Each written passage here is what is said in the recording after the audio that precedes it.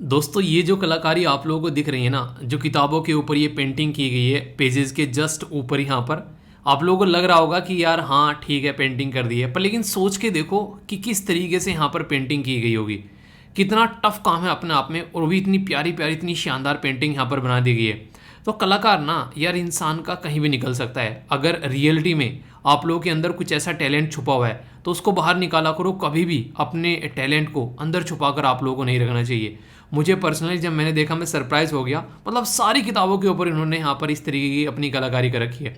और मुझे कुछ तो अपनी भी याद आ गई, जब मैं 10th और 12th में था तो वहाँ पर खासकर अगर बात करें, जैसे नहीं मैथ है काफ़ी ज़्यादा प्रैक्टिस करना है, फिजिक्स पढ़ना है अपना, तो जो कॉपीज़ हुआ करती थी मेरी, उनका जो लास्ट और जो स्टार्टिंग का पेज हुआ करता था उस पर मैं बहुत कलाकारी किया करता था। कलाकारी जैसे मेरी कलाकारी थोड़ी दूसरी थी मैं उस पर अक्सर जो है लिख दिया करता था, जैसे कोई सॉन्ग सुन रहा हूँ एफएम में या फिर किसी मूवी के डायलॉग लिख दिए, तो इसी के साथ में कुछ भी अपने मन में आ रहा है तो उस पर मैं कई बार उकेर दिया करता था। तो वो चीज़ याद आ गई। पर लेकिन ये एक नेक्स्ट लेवल की चीज़ है यार। तो देखो इस तरीके से ज़िंदगी में आप लोगों के अंदर कौन सा ऐसा कलाकार है जो छुपा बैठा है और आप लोग बाहर निकालना चाहते हैं, तो कमेंट बॉक्स में ज़रूर बताना।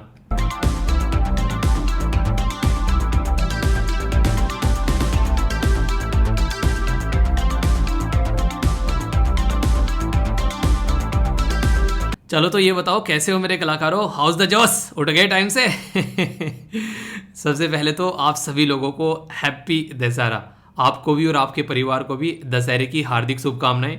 और जैसे कि यहाँ पर आप लोगों को पता है रावण के 10 सर होते हैं, तो आप लोगों के सामने टोटल 10 ऐसी चीज़ें हैं जो इंसान की ज़िंदगी में अक्सर प्रॉब्लम क्रिएट करती है। जैसे यहाँ पर देखिए ईगो हो गई है, एक तरीके से इंसान के अंदर अहंकार आ जाता है, ठीक है, घृणा हो गई, स्वार्थ हो गया, नेगेटिविटी, जेलेसी। तो अगर आप लोगों को पूछा जाए कि कौन सी ऐसी एक चीज़ है जो आज के दिन आप लोग अपनी ज़िंदगी में से मिटाना चाहते हैं, इनमें से भी अगर आप लोगों को चूज़ करना पड़े कि हाँ यार ये थोड़ी थोड़ी मेरे अंदर भी है, तो कौन सी ऐसी चीज़ है जो आप लोग अपने अंदर से मिटाना चाहोगे। आज जो है बुराइयों को अंत करने का दिन माना जाता है, तो इस तरीके से आप लोग भी अपने अंदर की कोई एक बुराई आज मिटा सकते हैं। आलस बहुत बड़ी बुराई होती है अक्सर लोगों के अंदर में, और मैं ये नहीं बोलता हूँ किसी के अंदर नहीं होता है, मेरे अंदर नहीं है, सबके अंदर है यार। ऐसा कोई धरती पर इंसान है ही नहीं है जिसके अंदर आलस ना हो, मेरे अंदर भी है, ठीक है। बस दिक्कत यहाँ पर बस ये आ जाती है, कुछ इस आलस को जो है उन्हें इसको पटक पटक कर मारते हैं, उसको अपने अंगूठे के नीचे रखते हैं और कुछ अपने सिर पर बैठा लेते हैं। जिसने सर पर बैठा लिया भाई साहब वो फिर डमरू बजाता है सर पे बैठ के, और जिसने उसके अंगूठे के नीचे रखा तो भाई साहब फिर वो इंसान जो है उस आलस का डमरू बजाता है। तो बस यही बेसिकली एक कमी आप लोग बोल सकते हैं। कौन सी ऐसी चीज़ है जो आज आप लोग चेंज करना चाहेंगे तो बताना जरूर, ठीक है। और सबको घर पे अपने मम्मी पापा को भी, अंकल आंटी को बोल देना मेरी तरफ से कि वीर भैया जो है हैप्पी दशहरा बोल रहे थे, ठीक है। क्योंकि बहुत सारे ऐसे भी हैं जो मैंने देखा, बहुत सारे जो पेरेंट्स भी लेक्चर सुन रहे हैं, तो सबको मेरी तरफ से happy Dussehra to all of you. अच्छे से एंजॉय कीजिए अपने परिवार के साथ में आप सब लोग। और ये त्यौहार ऐसे होते हैं यार, एक नया रंग लेकर आते हैं। और खासकर एक बच्चा जो गुजरात से है तो मुझे याद आ गया, मतलब एक ऐसे फैमिली मेंबर है, उसने बोला सर दशहरे से पहले गुजरातियों से कुछ एक्सपेक्ट मत करना। मैंने कहा पता नहीं क्या हो गया, तो कह रहा है कि सर दशहरे तक ना 9 दिन बिल्कुल ऐसे जाते हैं हमारे, हमको खुद नहीं पता रहता है कि कब हमारा दिन होता है कब हमारी रात होती है। मैंने कहा चलो यार इंजॉय कर लो पर बीमार मत हो जाना, क्योंकि देखो सबसे बड़ी चीज़ है कि आप लोगों को सेहत का ध्यान रखना है। हाँ वो अलग चीज़ है कि रात को सेलिब्रेट किया जाता है काफ़ी शानदार तरीके से, पर थोड़ा सा यार सेहत का भी ध्यान रखना। पता चला फिर बीमार हो गए और फिर 2-3 दिन 4-5 दिन ऐसे ही निकल गए, तो वो नहीं होना चाहिए, ठीक है। तो अच्छे से एंजॉय करो, लाइफ है, लाइफ में रंग होने चाहिए, अच्छे से अपनी लाइफ को एंजॉय करते चलो। पर लेकिन इसी के साथ में पढ़ाई भी नहीं छूटनी चाहिए, मिनिमम स्टडी टाइम जरूर निकाल लेना, ठीक है, जो कि मैं आप लोगों को हमेशा बोलता हूँ। तो ये है हमारा आईएनए, जिसको इंपॉर्टेंट न्यूज़ एनालिसिस बोलते हैं, और प्यार से हम लोग इसको बैलेंस डाइट बोलते हैं। बैलेंस डाइट को क्योंकि इसके अंदर the Hindu, Indian Express, PIB, down to earth, अलग अलग न्यूज़पेपर के आर्टिकल आप लोगों को देखने को मिलते हैं, वो भी बैकग्राउंड यानी कि बेसिक इन्फॉर्मेशन के साथ में। इनके आगे आप लोगों को एमसीक्यू भी नजर आते हैं, और इसी के साथ में आंसर राइटिंग के लिए क्वेश्चन भी आप लोगों को देखने को मिलते हैं। और इसी के साथ में पूरा एंड तक देखा करो वीडियो को, क्योंकि जो एंड पोर्शन होता है जो उसे छोड़कर चला जाता है, तो फिर मुझे वही गाना आता है कि मुझे छोड़कर जो तुम जाओगे बड़ा पछताओगे, ठीक है तो उसको जरूर देखा करो यार। उसमें से बेसिकली आप लोग जो वनडे टाइप के एग्जाम होते हैं वो सारे क्वेश्चन आप लोग बनते हैं, तो उसको छोड़कर बिल्कुल भी नहीं जाना है, ठीक है। तो उसको कंप्लीट देखा करो एंड तक का, खासकर अगर वनडे टाइप के एग्जाम की आप लोग तैयारी कर रहे हो तो उसके लिए वो काफ़ी इंपॉर्टेंट है, वो बहुत बड़ा रोल प्ले करेगा, ठीक है। और इसी के साथ में यहाँ पर जो आज की काफ़ी शानदार जो ये कोटेशन मुझे लगी पर्सनली, नॉर्मली आप लोगों की ज़िंदगी में जब डिसिप्लिन आता है ना, वो बहुत सारी पॉजिटिव वाइब्स लेकर आप लोगों की ज़िंदगी में आता है। पर लेकिन एक बात आप लोग हमेशा ध्यान रखिए, डिसिप्लिन का एक मीनिंग होता है। डिसिप्लिन का मतलब यहाँ पर ये है कि आप लोग को क्या चाहिए रियलिटी में अभी, और क्या आप लोग लॉन्ग टर्म में चाहते हैं। यानी कि अगर आप लोग को लगता है कि आप लोग को अपनी फिट बॉडी बनानी है, तो अभी टाइम पर आप लोगों की ज़िंदगी में आलस आ रहा है, तो आलस आप लोगों को सप्रेस करने की कोशिश करेगा। पर लेकिन अगर बॉडी बनानी है, फिट रहना है अपने आप को, तो आप लोगों को टाइम से उठकर अपनी एक्सरसाइज करनी पड़ेगी रेगुलरली। तो ये चीज़ है, देखो डिसिप्लिन आप लोगों को वो चीज़ें सिखाता है जो आप लोगों की ज़िंदगी में एक प्रोग्रेसिव पाथ लेकर आता है। तो जिसने डिसिप्लिन अपनी लाइफ में इंप्लीमेंट कर लिया, आप लोग ये समझो मैं आप लोगों को मतलब जो बोलने जा रहा हूँ ना वो मजाक नहीं है। आप लोग अगर डिसिप्लिन में आ जाते हैं ना, तो मुझे लगता है कि 95% लोगों से तो वैसे ही आगे आप लोग निकल गए, क्योंकि मैक्सिमम से मैक्सिमम 5% लोग भी आप लोगों को इस दुनिया में ऐसे नहीं देखने को मिलेंगे जो प्रॉपर जो डिसाइड करते हैं उसको अचीव करते हैं प्रॉपर डिसिप्लिन के साथ में। कहीं ना कोई कमी और खामी जरूर आप लोगों को देखने को मिलेगी।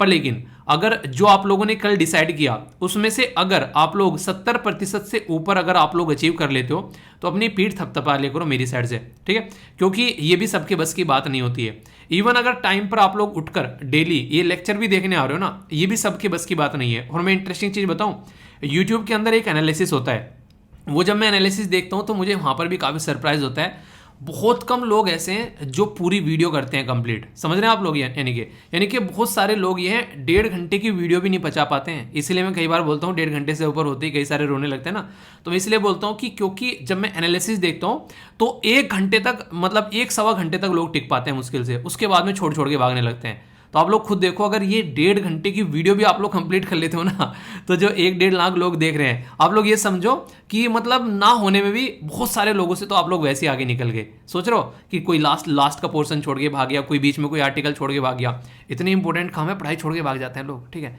तो अगर ये भी चीज़ आप लोग कंप्लीट कर रहे हो ना, तो आप लोग ये सोचो कि आप लोग बहुत सारे लोगों से आगे निकल गए हो। आप लोग खुद बताओ कितने ऐसे फैमिली मेंबर है जो पूरी कंप्लीट वीडियो करते हैं, ठीक है। अगर जो कंप्लीट करता है तो आप लोग बताना कि हाँ सर डन लिखना कि वो डन करते हैं पूरी, ठीक है। अगर जो नहीं करते हैं वो तो लिखेंगे नहीं शर्म के मारे, मुझे पता है। तो इसीलिए कहता हूँ कि हमेशा थोड़ा सा भी अगर डिसिप्लिन आप लोग लाइफ में लेकर आ जाते हो, बहुत सारी चीज़ों से आप लोग आगे निकल जाते हो। तो डिसिप्लिन यार इतनी ताकतवर चीज़ है ना, इसको ज़िंदगी में एक बार इंप्लीमेंट करके देखो, फिर जो मज़ा ज़िंदगी जीने में आएगा ना, आसपास के लोग ना आप लोग लें कितने विले लोग घूम रहे हैं, कितना टाइम वेस्ट करते हैं, वो वाली फीलिंग आप लोगों को आने लगेगी। तो इसको ज़िंदगी में ज़रूर लेके आओ, ठीक है। और एक काफ़ी इंपॉर्टेंट बात जो मैं शेयर करना चाहता हूँ, कई सारे बच्चे आज के डेट में ये बोल रहे हैं सर जब हम पढ़ाई स्टार्ट करते हैं तो अकेला फील होने लगता है, ठीक है। अकेला और एकांत ये दोनों अलग अलग चीज़ें हैं। मैंने आप लोगों को पहले भी एक बार इसके बारे में बताया था कि ज़िंदगी में अगर आप लोग अकेले हैं तो इसका मतलब ये है कि आप लोग को अपनी चीज़ों से प्यार ही नहीं है, आप लोग अपनी जो बेसिकली एक गोल को लेकर चल रहे हैं उससे प्यार ही नहीं है, क्योंकि जो गोल पर टिका रहेगा उसको कभी अकेलापन नहीं लगेगा। मैं आप लोगों को बताऊं रियलिटी में मेरे कई सारे दोस्त ना मतलब इरिटेट होने लगे मेरे से, क्यों? क्योंकि बहुत दिनों हो जाते हैं, कई बार बातें की मैं मतलब एक तरीके से आप लोग ये समझो कि आज की डेट में मुझे लगता नहीं है कि जिस तरीके से आप लोग अपने ड्यूटी को लेकर अपनी रेस्पॉन्सिबिलिटी को लेकर डेडिकेटेड हो जाते हो ना, तो किसी और की भी आप लोगों को जरूरत भी रहती है। मतलब मैं ये नहीं कह रहा कि जिंदगी में किसी की जरूरत नहीं है, पर लेकिन कभी अकेला फील नहीं करोगे आप लोग। मैं अगर कहीं कुछ काम करने बैठता हूँ तो मैं आराम से बैठकर मतलब मुझे दिक्कत नहीं है कि मैं अकेला बैठा हूँ, मतलब कितने भी घंटे मुझे बैठा लो आप लोग आराम से, घंटे क्या दिनों बैठा लो, वो नेचर आप लोगों को हो जाता है जब आप लोग किसी चीज़ से प्यार करना स्टार्ट कर देते हैं। इसका मतलब ये नहीं मुझे दुनियादारी के बारे में कुछ पता ही नहीं है, सब कुछ पता है जो दुनियादारी में चल रहा है।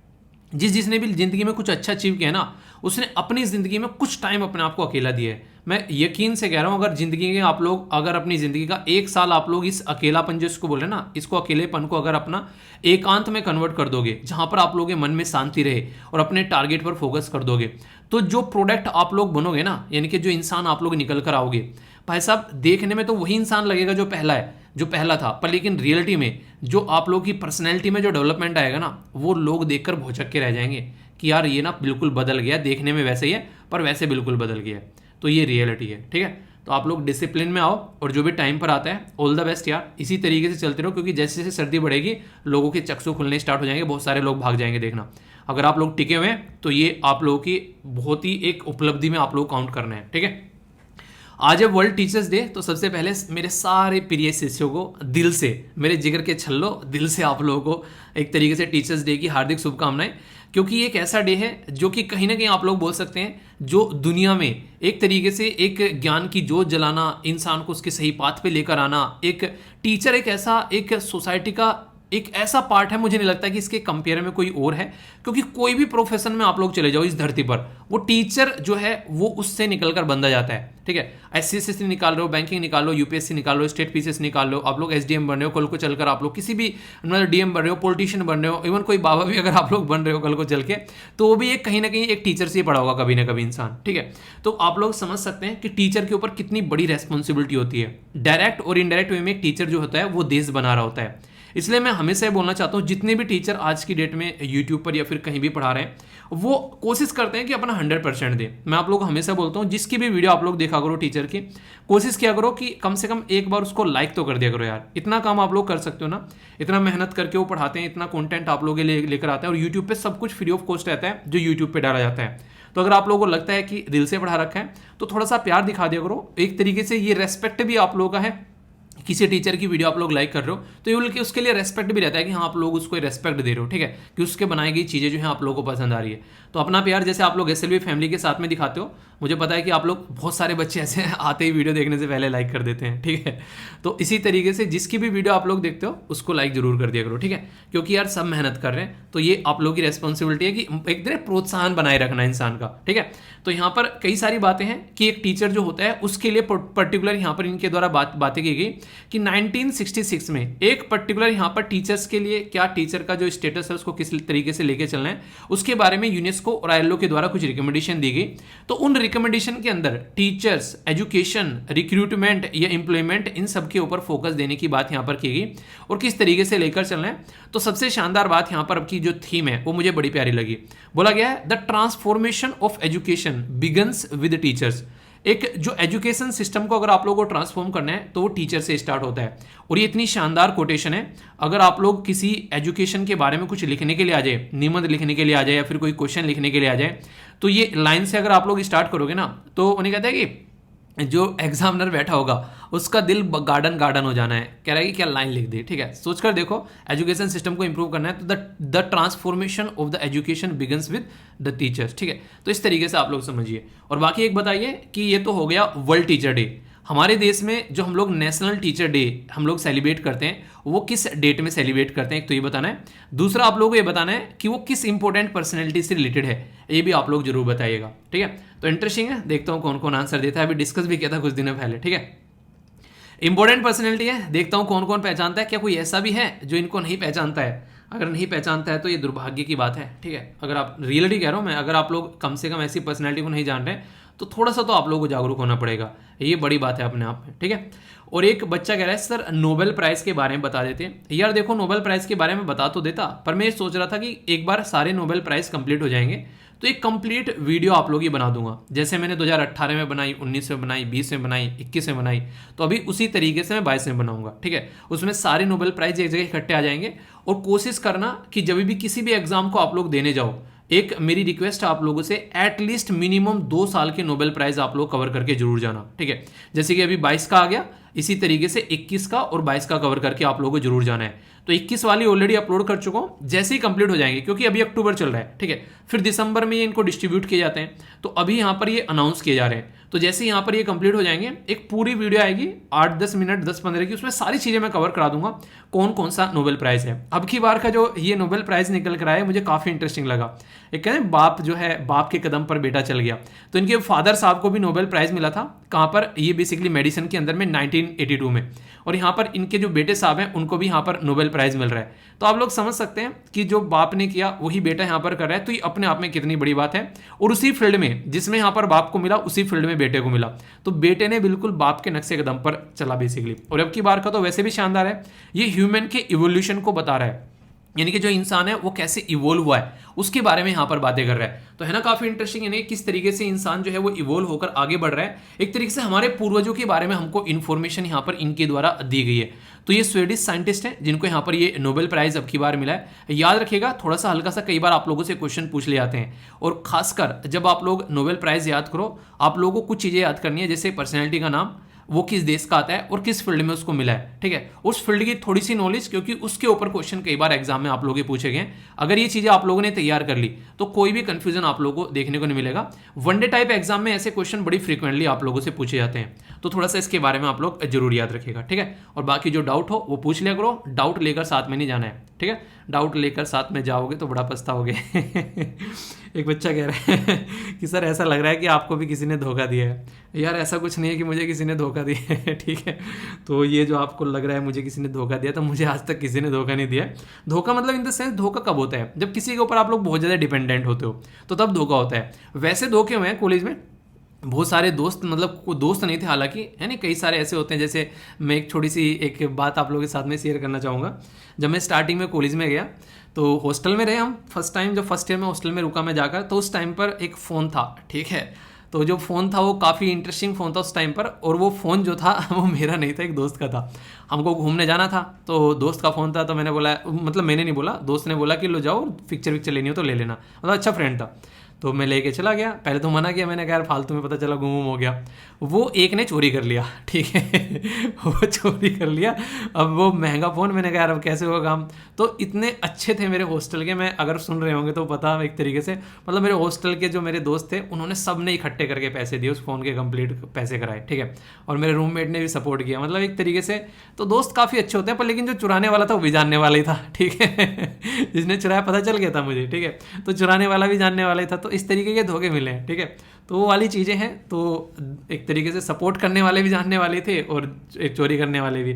तो इस तरीके की चीज़ें होती हैं ज़िंदगी में। तो इसीलिए कहते हैं ज़िंदगी में ना हमेशा आप लोग किसी से ना ज़्यादा एक्सपेक्टेशन मत रखो। जितनी कम एक्सपेक्टेशन आप लोग लाइफ से या किसी इंसान से रखोगे, थोड़ा सा भी कोई कुछ करेगा ना, ज़िंदगी में बहुत शानदार खुशी आप लोगों को मिलने वाली है। ये बात आप लोग हमेशा ध्यान रखना, ठीक है। एक इंटरेस्टिंग कोटेशन आप लोगों के सामने यहाँ पर ये बात की जा रही है, किसके बारे में, कि आप लोग जब सोसाइटी के बारे में आप लोग बात करते हैं, ठीक है, तो बात की जा रही है कि consideration for the others is the basis of good life and the good society. यानी कि जब आप लोग एक तरीके से अपने अपने बारे में नहीं सोचते हो, किसी और के बारे में सोचते हो, और ये बहुत ही इंपॉर्टेंट क्वालिटी है अगर आप लोग एक ऑफिसर बनना चाहते हैं, ठीक है।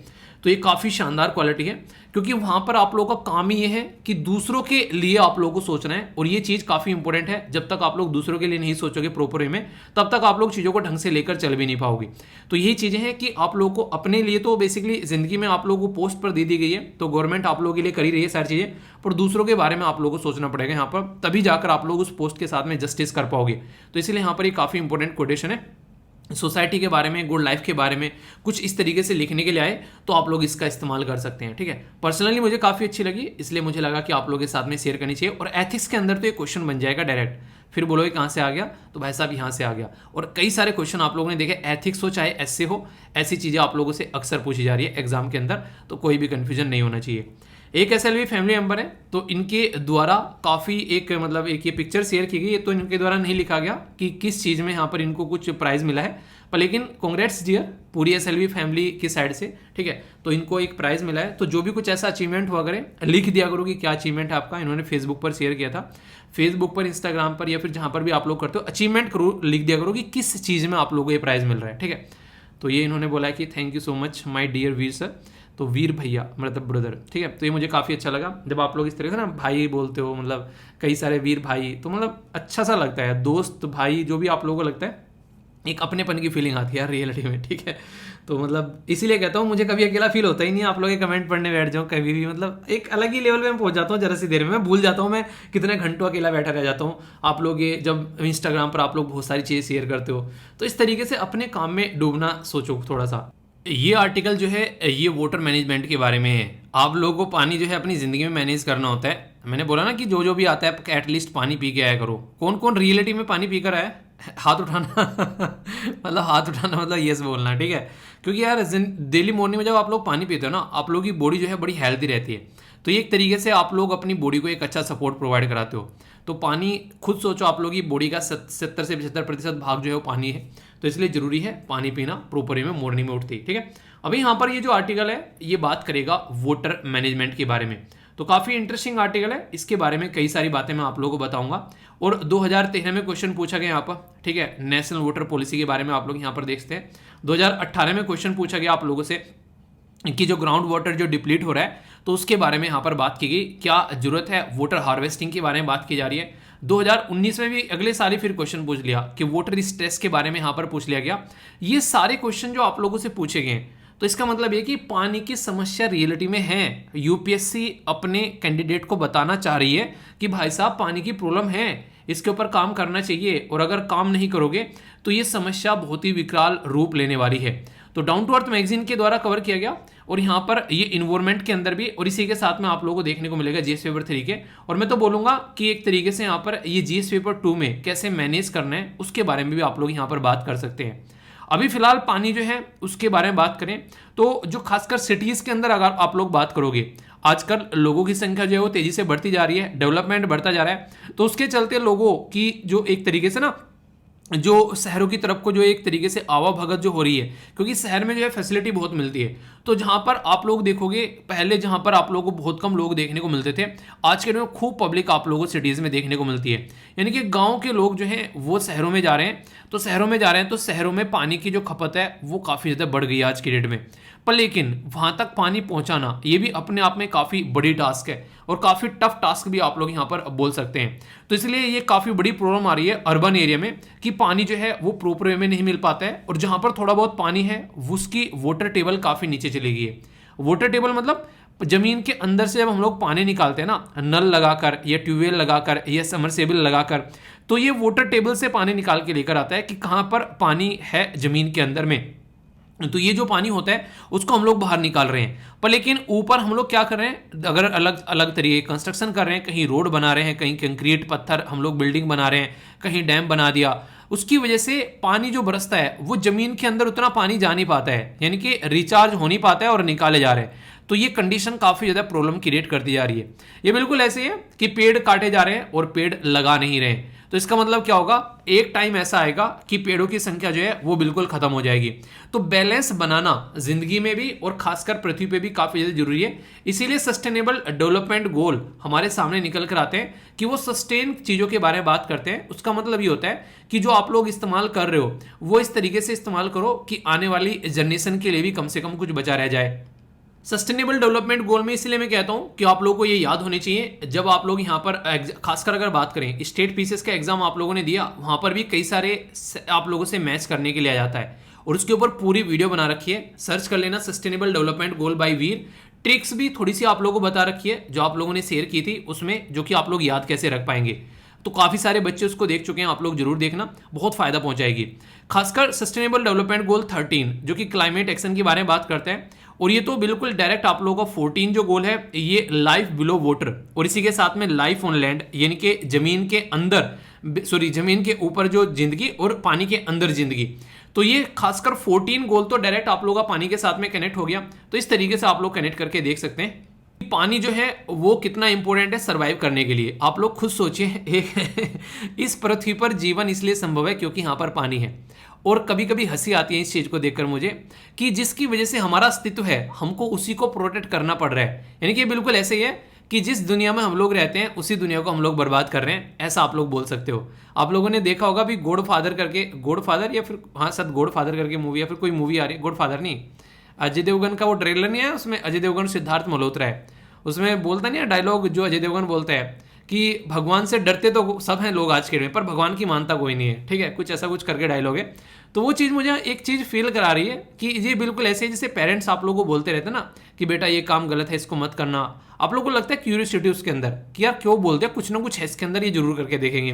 तो वो टेंडेंसी होती है इंसान की, और वो अक्सर जो है वो कहीं ना कहीं इंसान को गलत समस्या में डाल देती है फिर। और यही काम हम लोग पानी के साथ में कर रहे हैं। हम लोग अपने काम को निकालने के लिए अक्सर वो खेती लगा रहे हैं, और खासकर जिसमें काफ़ी ज़्यादा पानी की खपत होती है। और उनकी भी गलती नहीं है लगाने वालों की, गवर्नमेंट खुद उसके ऊपर एमएसपी दे रही है, यानी कि मिनिमम सपोर्ट प्राइस, यानी कि गवर्नमेंट कह रही है खेती करो तुम खेतों में, हम आराम से खरीद लेंगे। तो वहाँ पर भी दिक्कत देखने को मिलती है। उन खेतों में वो खेती की जा रही है जहाँ पर पानी की जो अवेलेबिलिटी है वो काफ़ी कम है। तो ये कई सारी इशूज़ आप लोगों को खेतों में देखने को मिलेंगे। तो इसके ऊपर काम करना काफ़ी जरूरी है। सबसे पहले तो ये काफ़ी इंटरेस्टिंग मुझे आइडिया लगे, आप लोगों ने शायद सुना नहीं होगा कि अक्सर खेतों में जब पानी भरा जाए वो रात के टाइम भरा जाए तो ज़्यादा बेटर रहता है, मतलब एक तरीके से इवनिंग में। क्यों? क्योंकि अगर मॉर्निंग में किसी खेत में आप लोगों ने पानी भर दिया तो पूरी दोपहर में कड़ाके की गर्मी पड़ने वाली है, मैक्सिमम पानी जो है वो आप लोगों को बेसिकली क्या होगा, वो उड़ता हुआ नजर आएगा। तो इसलिए यहाँ पर कहते हैं कि अक्सर शाम को मेरे जो ताऊजी थे वो खेतों में बेसिकली जाया करते थे शाम को, एक तरीके से नहीं कि शाम को आज खेतों में पानी चल रहा है तो आज शाम को वहीं पे रहेंगे, ठीक है, कि जल्दी जल्दी खाना दे देना। कई बार ऐसा भी होता है, खासकर जब गेहूं कटते हैं, जब एक तरीके से रात को रुकना पड़ता है खेतों में, तो उस टाइम पर देखा होगा गेहूं कट गया, खेतों में खेत की पड़े एक शब्द यूज़ किया था थोड़ा सा लोकल शब्द आ रहा कि खेत की पढ़ाई करनी है, ठीक है, मतलब एक तरीके से खेत में पानी भरना है, उसके बाद में जब थोड़ा सूखेगा तो फिर उसमें खाद वाद डालकर मतलब ट्रैक्टर वैक्टर अपना चलाया जाएगा, फिर उसमें आगे चलकर गन्ना वन्ना जो भी उगाना है वो उगाया जाएगा। तो पैटर्न देखने को मिलता है, ठीक है। एक दूसरे यहाँ पर ये सारे पॉइंट्स वो हैं जो बता रहे हैं कि कैसे पानी को आप लोग सेव कर सकते हैं, ठीक है। मिलकर एक पॉन्ड बना लेना, इसी के साथ में यहाँ पर बात की जा रही है अपना खुद का भी घर पे बना सकते हैं, खेतों में बना सकते हैं, मिलकर सब लोग कर सकते हैं काम। तो यहाँ पर कहीं ना कहीं वाटर को मैनेज करने की बात की जा रही है। आप लोग भी इसमें बहुत बड़ा रोल प्ले कर सकते हैं। अपने घरों में आप लोग देखते हैं, खासकर जब भी कोई टोटी खुली हुई है तो आप लोग देख सकते हैं, आप लोग नहा रहे हैं तो पानी कितना यूज़ करना है। अक्सर अगर नहाना है तो सबसे एक शानदार तरीका आप लोग देख सकते हैं, बाल्टी में नहाओ, ठीक है। उसमें क्या रहेगा कि आप लोग को पानी कितना यूज करना है वो आप लोग कर पाओगे। या फिर शावर में अगर नहाते हो तो ये नहीं कि शावर चले जा रहा है बस पानी निकले जा रहा है, ठीक है। तो आप लोग उस तरीके से देखो ताकि पानी जो है वो कम से कम अब एक तरीके से वेस्ट ना हो। ऐसा भी नहीं कि बॉडी पर एक तरीके से आप लोग प्रॉपर नहा नहीं रहे, बॉडी पर मैल चढ़ा हुआ है, ठीक है, वो भी साफ करना है। पानी बचाने के चक्कर में ऐसे नहीं नहाना छोड़ दो, ठीक है।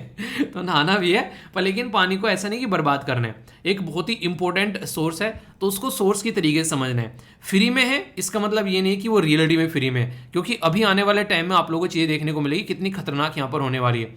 तो उसी के मैनेजमेंट के बारे में यहाँ पर बात की जा रही है। बोला जा रहा है कि लगभग 35% इंडियन पॉपुलेशन आज की डेट में नहीं बल्कि 2000 मतलब 20 में, इनके लगभग 2 साल पहले 35% लोग हमारे शहरों में रहते हैं। और ये 35% जो मैं आप लोगों को बता रहा हूँ ये बात की जा रही है 2050 तक 35 गुना 2 यानी कि 70% होने वाले हैं। यानी कि 2050 तक गांव में ओनली 30% लोग रहेंगे, 70% लोग जो हैं वो आप लोगों को सिटी में रहते हुए नजर आएंगे। आप लोगों को क्या लग रहा है, ये सही है, राइट या फिर रॉन्ग? आप लोग इसके बारे में अपना क्या राय बताओगे, बताओ, मतलब सही है या फिर गलत है ये जो डेटा यहाँ पर निकल कर आ रहा है। तो इसी के बारे में बात की जा रही है कि अभी जो रिक्वायरमेंट पानी की है शहरों में उसी की पूर्ति नहीं कर पा रहे हैं। जब ये रिक्वायरमेंट डबल पड़ेगी तब कैसे काम कर पाओगे? तो इसलिए यहाँ पर जरूरी है कि ग्राउंड वाटर जो भी यहाँ पर एक तरीके से पोल्यूट होते जा रहे हैं, कॉन्टेमिनेटेड होते जा रहे हैं, उनके ऊपर जो बर्डन पड़ रहा है वो देखना पड़ेगा। तो ये एक्सेस सप्लाई कहाँ से निकाल कर लेकर आओगे? ऊपर से पेड़ पौधे काटते जा रहे हो तो कैसे काम चलेगा? तो कहने का मतलब यहाँ पर ये हमको अपनी आदतें सुधारनी पड़ेगी, क्योंकि धरती के ऊपर जितना पानी है वो उतना ही रहने वाली है। अब उसको हम लोग पोल्यूट कर दें तो हम लोग अपने पैरों पर कुल्हाड़ी मार रहे हैं। तो हो गई ना ये बात एक तरीके से, मतलब पानी नहीं बढ़ने वाला है। हमारे देश का जितना एरिया है वो नहीं बढ़ने वाला है, उसी में हम लोगों को रहना है। हमारा जो बेसिकली एक तरीके से जो एग्रीकल्चर की लैंड है वो आगे आने वाले टाइम में बोला जा रहा है कि बढ़ती हुई नजर आएगी। क्यों? क्योंकि और ज्यादा फॉरेस्ट हम लोगों को काटने पड़ेंगे, वहां पर ज्यादा खाना उगाने के लिए ये कंडीशन आप लोगों को देखने को मिलेगी। खासकर अगर आप लोगों ने एक डायलॉग सुना है कि आवश्यकता ही आविष्कार की जननी है, वो तो बिल्कुल श्योरिटी है, कोई ना कोई सॉल्यूशन खोज लेंगे।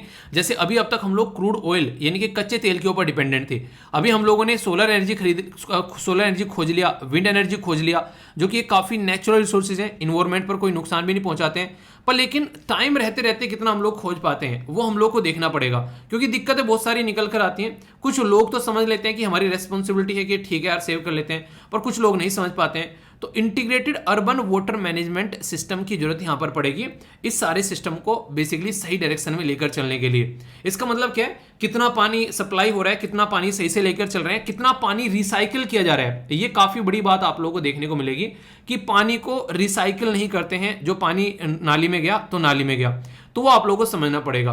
तो अर्बन प्लानिंग जो है वो ढंग से करनी पड़ेगी। किस तरीके से आप लोग जो एक तरीके से बात नहीं करें, एक तरीके से इंटीग्रेटेड ऑफ जो अर्बन प्लानिंग जो integration of the land and the water management, वो सारा सिस्टम आप लोगों को लेकर चलना पड़ेगा।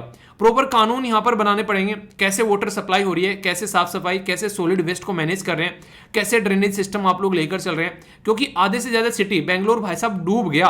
अर्बन प्लानिंग हमारी कैसी हो रही है आप लोग, अर्बन प्लानिंग बेंगलोर एक आईटी सिटी, आईटी हब माना जाता है हमारे देश का। पानी में डूब गया भाई साहब वो, मतलब इंटरनेशनल लेवल पर खबर बन गया, क्योंकि बहुत लार्ज स्केल पर यहाँ से हमारी कंट्री से जो सॉफ्टवेयर हैं वो बाहर सप्लाई होते हैं। तो क्वालिटी ऑफ लाइफ कितना आप लोग दे पा रहे हो लोगों को, तो ये सारी ऐसी चीजें हैं जिसके बारे में बात की जाती है इंटरनेशनल लेवल तक का। अगर हम लोग इन चीजों में फेल होते हैं तो लोग हमारी मजाक उड़ाते हैं कि ये देखो, ये कहते हैं हमको अपने आप को कि हम लोग वर्ल्ड पावर बनेंगे, अपने लोगों को पानी तो प्रॉपर पिला नहीं रहे हैं, अपने लोगों को रहने की जगह तो प्रॉपर दे नहीं पा रहे हैं, ये विश्व गुरु बनेंगे। तो ये चीजें आप लोगों को देखने को मिलती है। तो अप्रोच क्या लेकर चलनी है, सबको मिलकर काम करना पड़ेगा, ठीक है। कितना वाटर हम लोग सेव कर सकते हैं वो देखना पड़ेगा, रिसोर्सेज हमारे पास में कितने हैं वो देखना पड़ेगा, और कैसे हम लोग अलग अलग सिटीज को सही से मैनेज कर सकते हैं प्रायोरिटी बेसिस पर, जो यहाँ पर जहाँ पर क्राइसिस ज्यादा आ रहे हैं वो हम लोग को देखना पड़ेगा। तो ये सारी चीजें हम लोग को समझनी पड़ेगी, और इसी से रिलेटेड जो भी चैलेंज है आप लोगों को पता है कि लोग जो गांव से शहरों में जा रहे हैं वो तो रुकने वाले हैं नहीं, ठीक है। अब शहरों को कैसे आप लोगों को मैनेज करना है वो आप लोगों को यहाँ पर समझना पड़ेगा। वेस्ट मैनेज, अगर कहीं पानी भर गया है, आप लोग सोचो वहां पर उसमें पानी में पन्नियां तैर रही हैं वहां पर, ठीक है, और पता नहीं क्या क्या गंदगी वहां पर देखने को मिलेगी, तो बिल्कुल बर्बाद हो जाता है। तो सेंट्रल पोल्यूशन कंट्रोल बोर्ड कितना काम कर रहा है वो देखना पड़ेगा, क्या वो उस पानी का जो बर्बादी हो रही है उसको ढंग से ट्रीट कर रहे हैं। ये कहीं ना कहीं हमारी फूड सिक्योरिटी के लिए भी एक रिस्क बन जाता है जब ऐसी चीजें आप लोगों के सामने निकल कर आती है। पोल्यूशन बढ़ता जा रहा है, इसी के साथ में आप लोगों को over exploitation of the ground water, ये आज की डेट में इतना ज्यादा पानी हम लोग निकालने लगे हैं कि आने वाले टाइम में भाई साहब पानी नहीं मिलने वाला है, ठीक है। आप लोगों को देखने को मिलेगा कि हम तो बोलते हैं यार समुद्र में इतना पानी है, पीने लायक पानी नहीं है, कभी समुद्र में जाकर नहाना पता चलेगा। तो उसको प्रॉपर क्लियर करने के लिए भी आप लोगों को सिस्टम क्रिएट करना पड़ेगा, पर लेकिन आदतें सुधारनी पड़ेगी यहाँ पर। तो वो सारी बातें यहाँ पर बताई गई है, तो ये काफी इंपॉर्टेंट है। क्या गवर्नमेंट कुछ काम नहीं कर रही है, हाथ पे हाथ धरे बैठी है? नहीं भाई, ऐसा कुछ नहीं है यार। गवर्नमेंट हमेशा काम करती है, पर लेकिन गवर्नमेंट के करने से नहीं होता है, हमको भी करना पड़ेगा। गवर्नमेंट ने तो बोल दिया था कि सब अपने अपने इंजेक्शन लगवा के आ जाना वैक्सीन के, अभी भी बहुत सारे लोग ऐसे हैं कि आज तक भी इंजेक्शन नहीं लगवाए, वैक्सीनेशन नहीं लिए कईयों ने, समझ रहे आप लोग। मतलब गवर्नमेंट यही तो कर सकते हैं ना कि आप लोगों को वैक्सीनेशन दे दे। अब मुझे देखो, मैं लेक्चर को अपलोड तो कर सकता हूं, अब मैं आप लोगों को पकड़ के बैठा तो नहीं सकता कि लेक्चर पूरा देख के आप लोगों को जाना है। अब जिसको लगता है कि हाँ यार एग्जाम में सिलेक्शन लेना है, जो रियलिटी में सीरियस है पढ़ाई के लिए, वो तो पूरा देख कर जाएगा अपना शुरू से लेके एंड तक का, और बाद में बैठ के थोड़ा सा टाइम देगा प्रॉपर, अपना थोड़ा सा रिवीजन भी करेगा। पर लेकिन जिसको लग रहा है कि हाँ ठीक है चल रही है जिंदगी, जरूरत ही नहीं है, एक बात बताऊं आप लोगों को, आवश्यकता ही आविष्कार की जननी है। अगर आप लोग की आवश्यकताओं की पूर्ति जो है आप लोग के घर वालों के पैसों से हो रही है, और आप लोग उसको इंजॉय भी कर रहे हैं साथ साथ में। मुझे आज भी याद है, मतलब जब भी कोई एग्जाम निकलता था ना, जैसे प्रीलिम्स निकल गया, मेंस देना है, उस टाइम पर मुझे ये लगता था कि अब यहाँ पर अगर कोई टेस्ट सीरीज ज्वाइन करनी है, कुछ करना है, तो घर वालों से पैसे लेने पड़ेंगे। वो चीज़ भी मुझे खलती थी, समझ रहे हैं आप लोग। ये चीज़ जब तक आप लोग अंदर से फील करना स्टार्ट नहीं करेंगे ना कि घर वाले आप लोगों के ऊपर पैसा खर्च कर रहे हैं, तो आप लोगों की रेस्पॉन्सिबिलिटी बनती है कि उस रिसोर्सेज को ढंग से आप लोग यूटिलाइज करना सीखो। तो यही चीजें आप लोगों को नेचर के साथ में करनी पड़ेगी। नेचर ने जो चीजें हम लोग को दे रखी है उसको ढंग से यूटिलाइज हम लोग को करना है, और सेम पैटर्न गवर्नमेंट के साथ में करना पड़ेगा। गवर्नमेंट ने जो स्कीम्स बना रखी है उनको ढंग से हम लोग को एंजॉय करना है। स्वच्छ भारत मिशन मोदी जी ने तो लॉन्च कर दिया, क्या हम लोग उसको कर पा रहे हैं? अपना घर साफ रख के बाहर कचरा फेंक दे रहे हैं, क्या बाहर साफ रख पा रहे हैं हम लोग? तो जल जीवन मिशन, ये कितने सारे मिशन लॉन्च कर रखे हैं। नेशनल वाटर पॉलिसी 2012 की है, डिस्कस कर रहा हूं मैं बैठा हुआ 2022 में, कितनी इंप्लीमेंट कर ली हम लोगों ने, वो दिक्कतें हैं।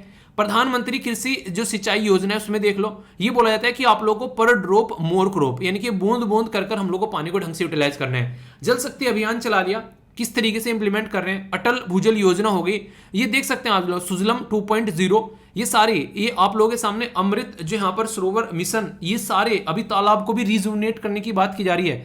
आप लोगों को याद है ना, एक आर्टिकल भी मैंने डिस्कस किया था आप लोगों से। तो ये सारी चीजें आप लोगों के सामने निकल कर आ रही है, पर लेकिन हम लोग जो है अपने लेवल पर काम नहीं कर रहे हैं। तो ये सारी सिस्टम जो है हम लोग जब तक इंप्लीमेंट नहीं करेंगे काम आगे नहीं चलेगा।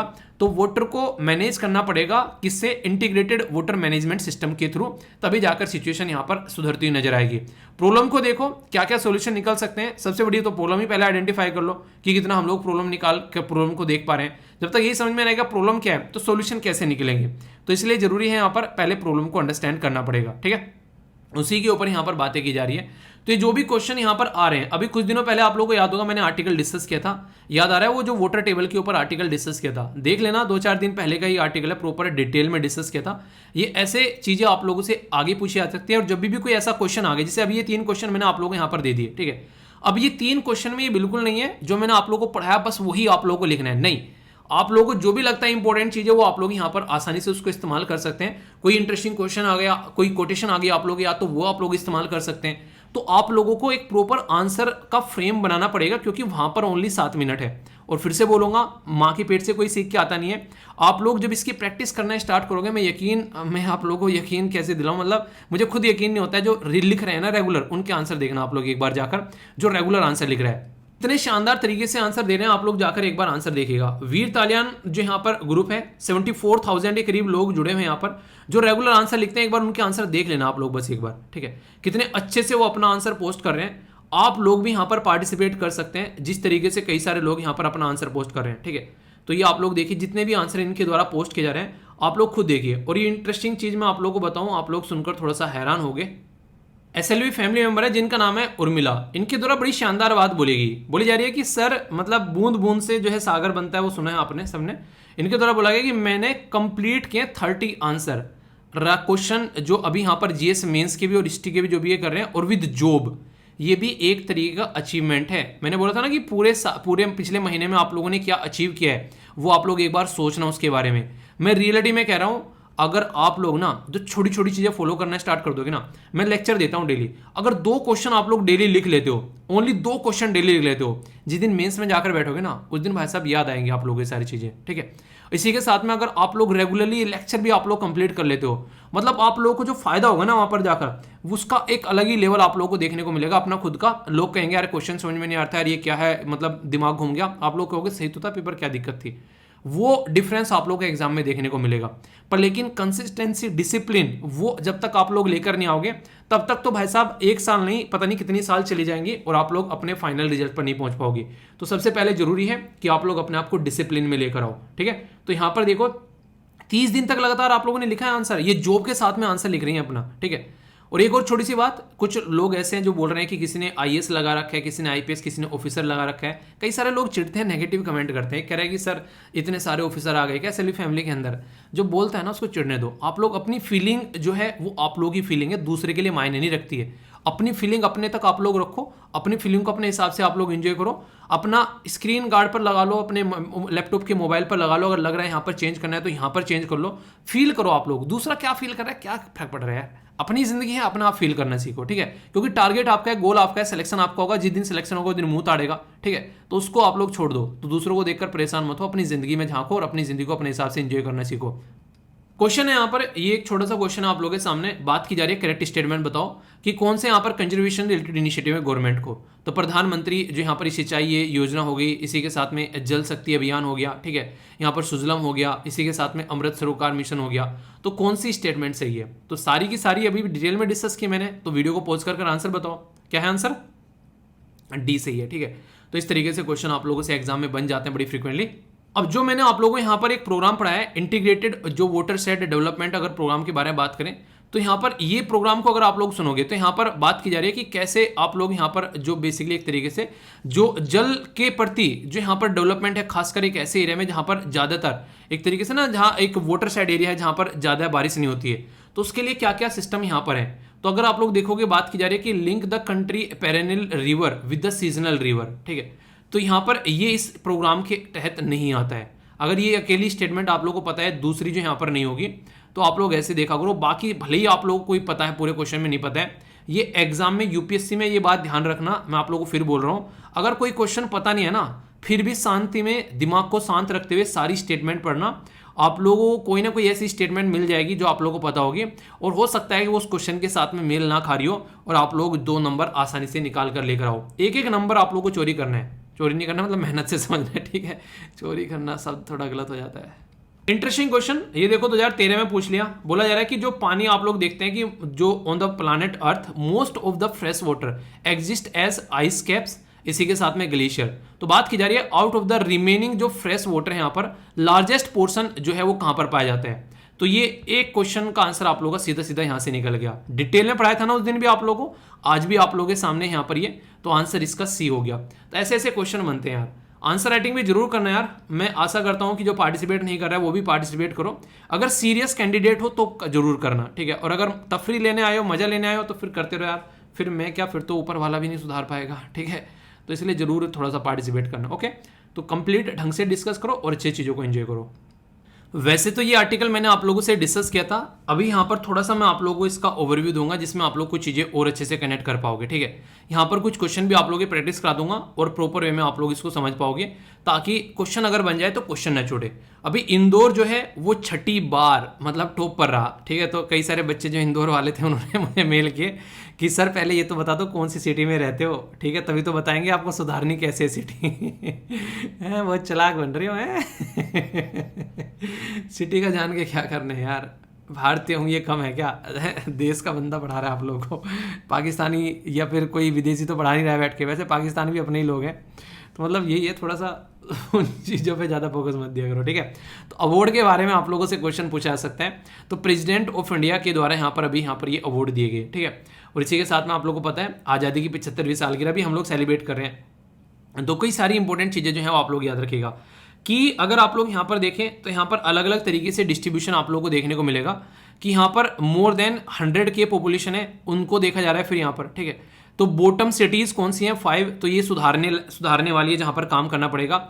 आगरा यूपी की, जहाँ पर ताजमहल है, समझ रहे हैं आप लोग क्या बुरी कंडीशन है, वहाँ पर ये कंडीशन आप लोगों को देखने को मिलेगी, ठीक है। तो यहाँ पर और भी कई सारे, जैसे गुजरात के भी आप लोग यहाँ पर देखने को मिलेगी, ये बेसिकली जो वापी, ठीक है। मध्य प्रदेश में एक इंदौर है और दूसरा यहाँ पर आप लोगों को देखने को मिलेगा दामोह। तो इस तरीके से रीवा हो गया, ठीक है, गोरखपुर हो गया जो कि योगी जी का एरिया माना जाता है। तो ये बॉटम से टॉप करने वाली एरिया भी है यहाँ पर, ठीक है। और अगर बात करेंगे यहाँ पर टॉप में जाएंगे अगर आप लोग यहाँ पर, तो लेस देन 100K में जब आप लोग बात करोगे तो अलग अलग आप लोग यहाँ पर देखने को मिलेंगे। अगर आप लोग इनसे आते हैं, पर्टिकुलर राज्य से आप लोग आते हैं और इन सिटी से आते हैं, तो इंटरव्यू के पॉइंट ऑफ से एटलीस्ट आप लोगों को तैयार कर लेना है, मैं ये बोलना चाहूंगा, क्योंकि डायरेक्ट क्वेश्चन आप लोगों से बन सकता है। तो इसी के बारे में बेस्ट जो यहाँ पर गंगा टाउन है वो हरिद्वार उत्तराखंड का आप लोगों को देखने को मिलेगा।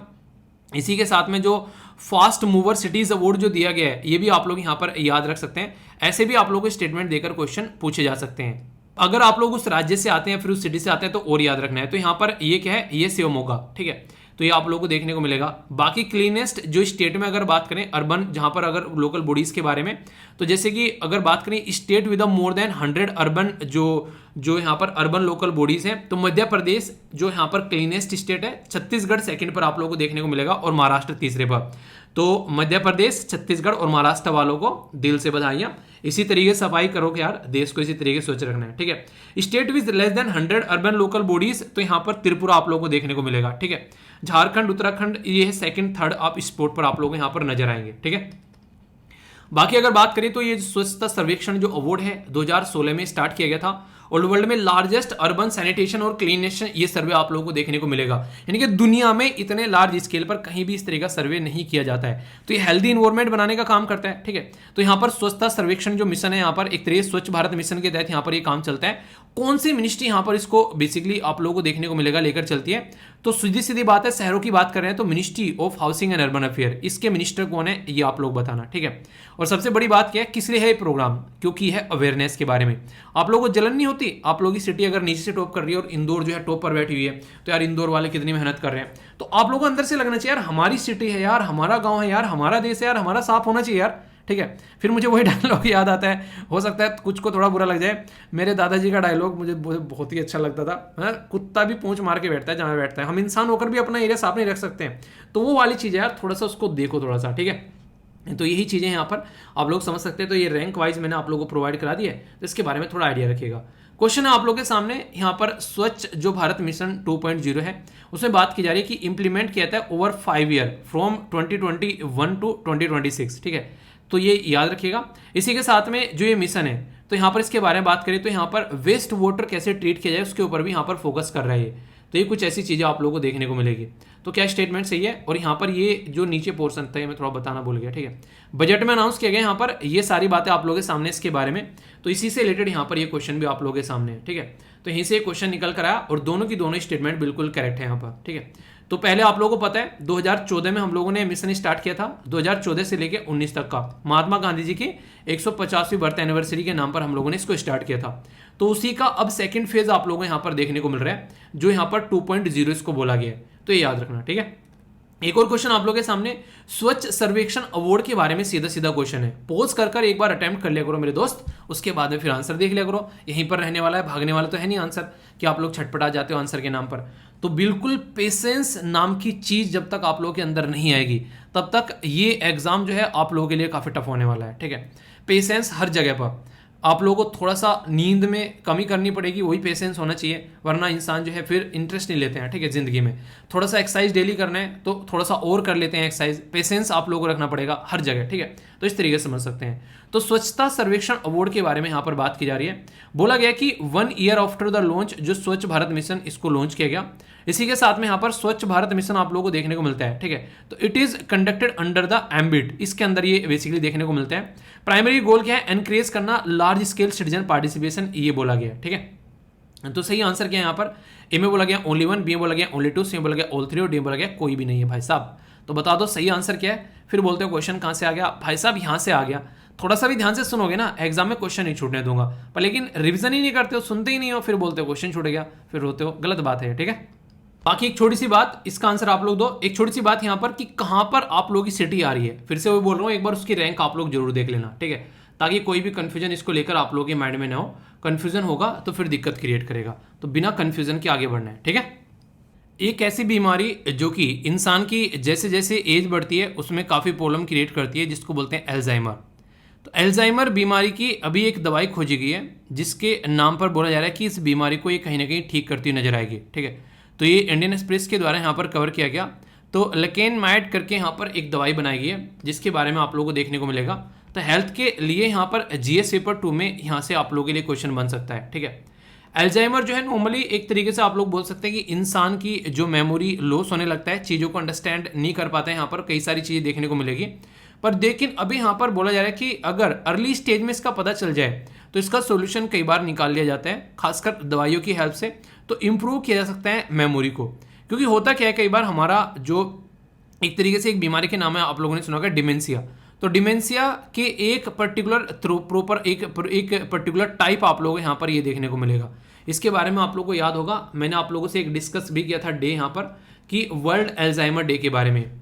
तो नो डिमेंशिया नो एल्जाइमर, तो ये थीम भी मैंने आप लोगों को यहाँ पर बताई थी। तो अवेयरनेस फैलाने के बारे में यहाँ पर बात की थी, और 2012 में यहाँ पर एक मंथ भी यहाँ पर इसको दे दिया गया कि यार इसके बारे में लोगों को पता होना चाहिए। तो यहाँ पर आज की डेट में यहाँ पर अगर बात करें, खासकर ये एक तरीके से आप लोग बोल सकते हैं कि जैसे जैसे ज़िंदगी में लाइफ बढ़ती है, ऐसे बहुत सारी बीमारी होने लगती है। जैसे डायबिटीज़ हो गया, ठीक है, उच्च रक्तचाप आप लोग देखते हैं, बीमारी मोबेसिटी मोटापा देखते हैं। ठीक है, ये सारी बीमारी के साथ साथ में यहाँ पर एल्जाइमर भी एक ऐसी बीमारी है जो कि एज के साथ साथ में आप लोगों को देखने को मिलती है। तो इसीलिए कहते हैं कि जैसे जैसे एज बढ़ने लगती है, 60 से ऊपर जाने लगती है, तो हमारे देश में अगर मैं आप लोगों को डेटा बताऊं एक सेकेंड डेटा बताऊं एक मिनट रुकना।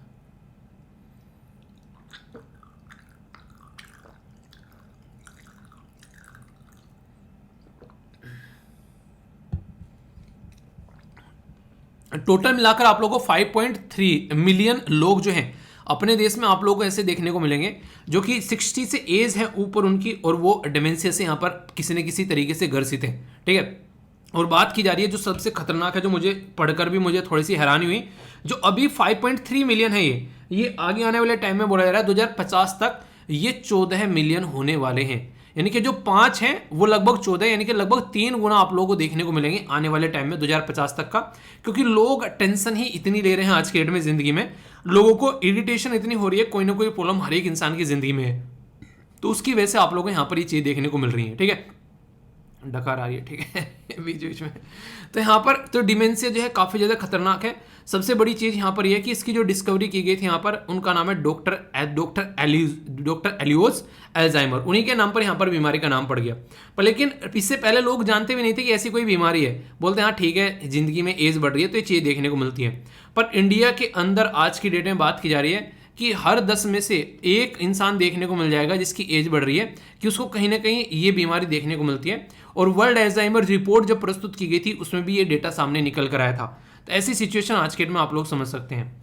अगर बात करें, कोई करंटली इसका कोई भी क्योर नहीं है, इसका कोई इलाज नहीं है, आप लोगों का लाइफ स्टाइल ही इसका इलाज है। यानी कि कैसी जिंदगी आप लोग जी रहे हैं वही इसका इलाज है, इनडायरेक्ट वे में आप लोग बोला जाए तो। सिम्टम्स कंफ्यूजन रहता है, टाइम और लोकेशन क्या है समझ में नहीं आता है, डिफिकल्ट होती है फैमिलियर जो टास्क को करने में भी, अगर 1+1+1 पूछा जाए कितना होगा नहीं बता पाएगा, मेमोरी लॉस, सामान को रखकर काफी लार्ज स्केल भूल जाएगा, ठीक है, जजमेंटल स्किल जो है वो काफी बेकार होने लगेगी, ठीक है। तो इस तरीके की चीजें आप लोग देख सकते हैं, मतलब एक तरीके से वर्ड को भूल गया बोलते बोलते, वैसे तो वर्ड तो मैं ही भूल जाता हूँ, इसका मतलब ये नहीं कि अल्जाइमर की बीमारी है, तो उसको वैसे भी मत देख लेना कि यार हम तो बहुत सारी चीजें भूल जाते हैं, पढ़ा लिखा भूल जाते हैं, हम भी कहीं अल्जाइमर की बीमार तो नहीं है, ऐसे नहीं होता, ठीक है।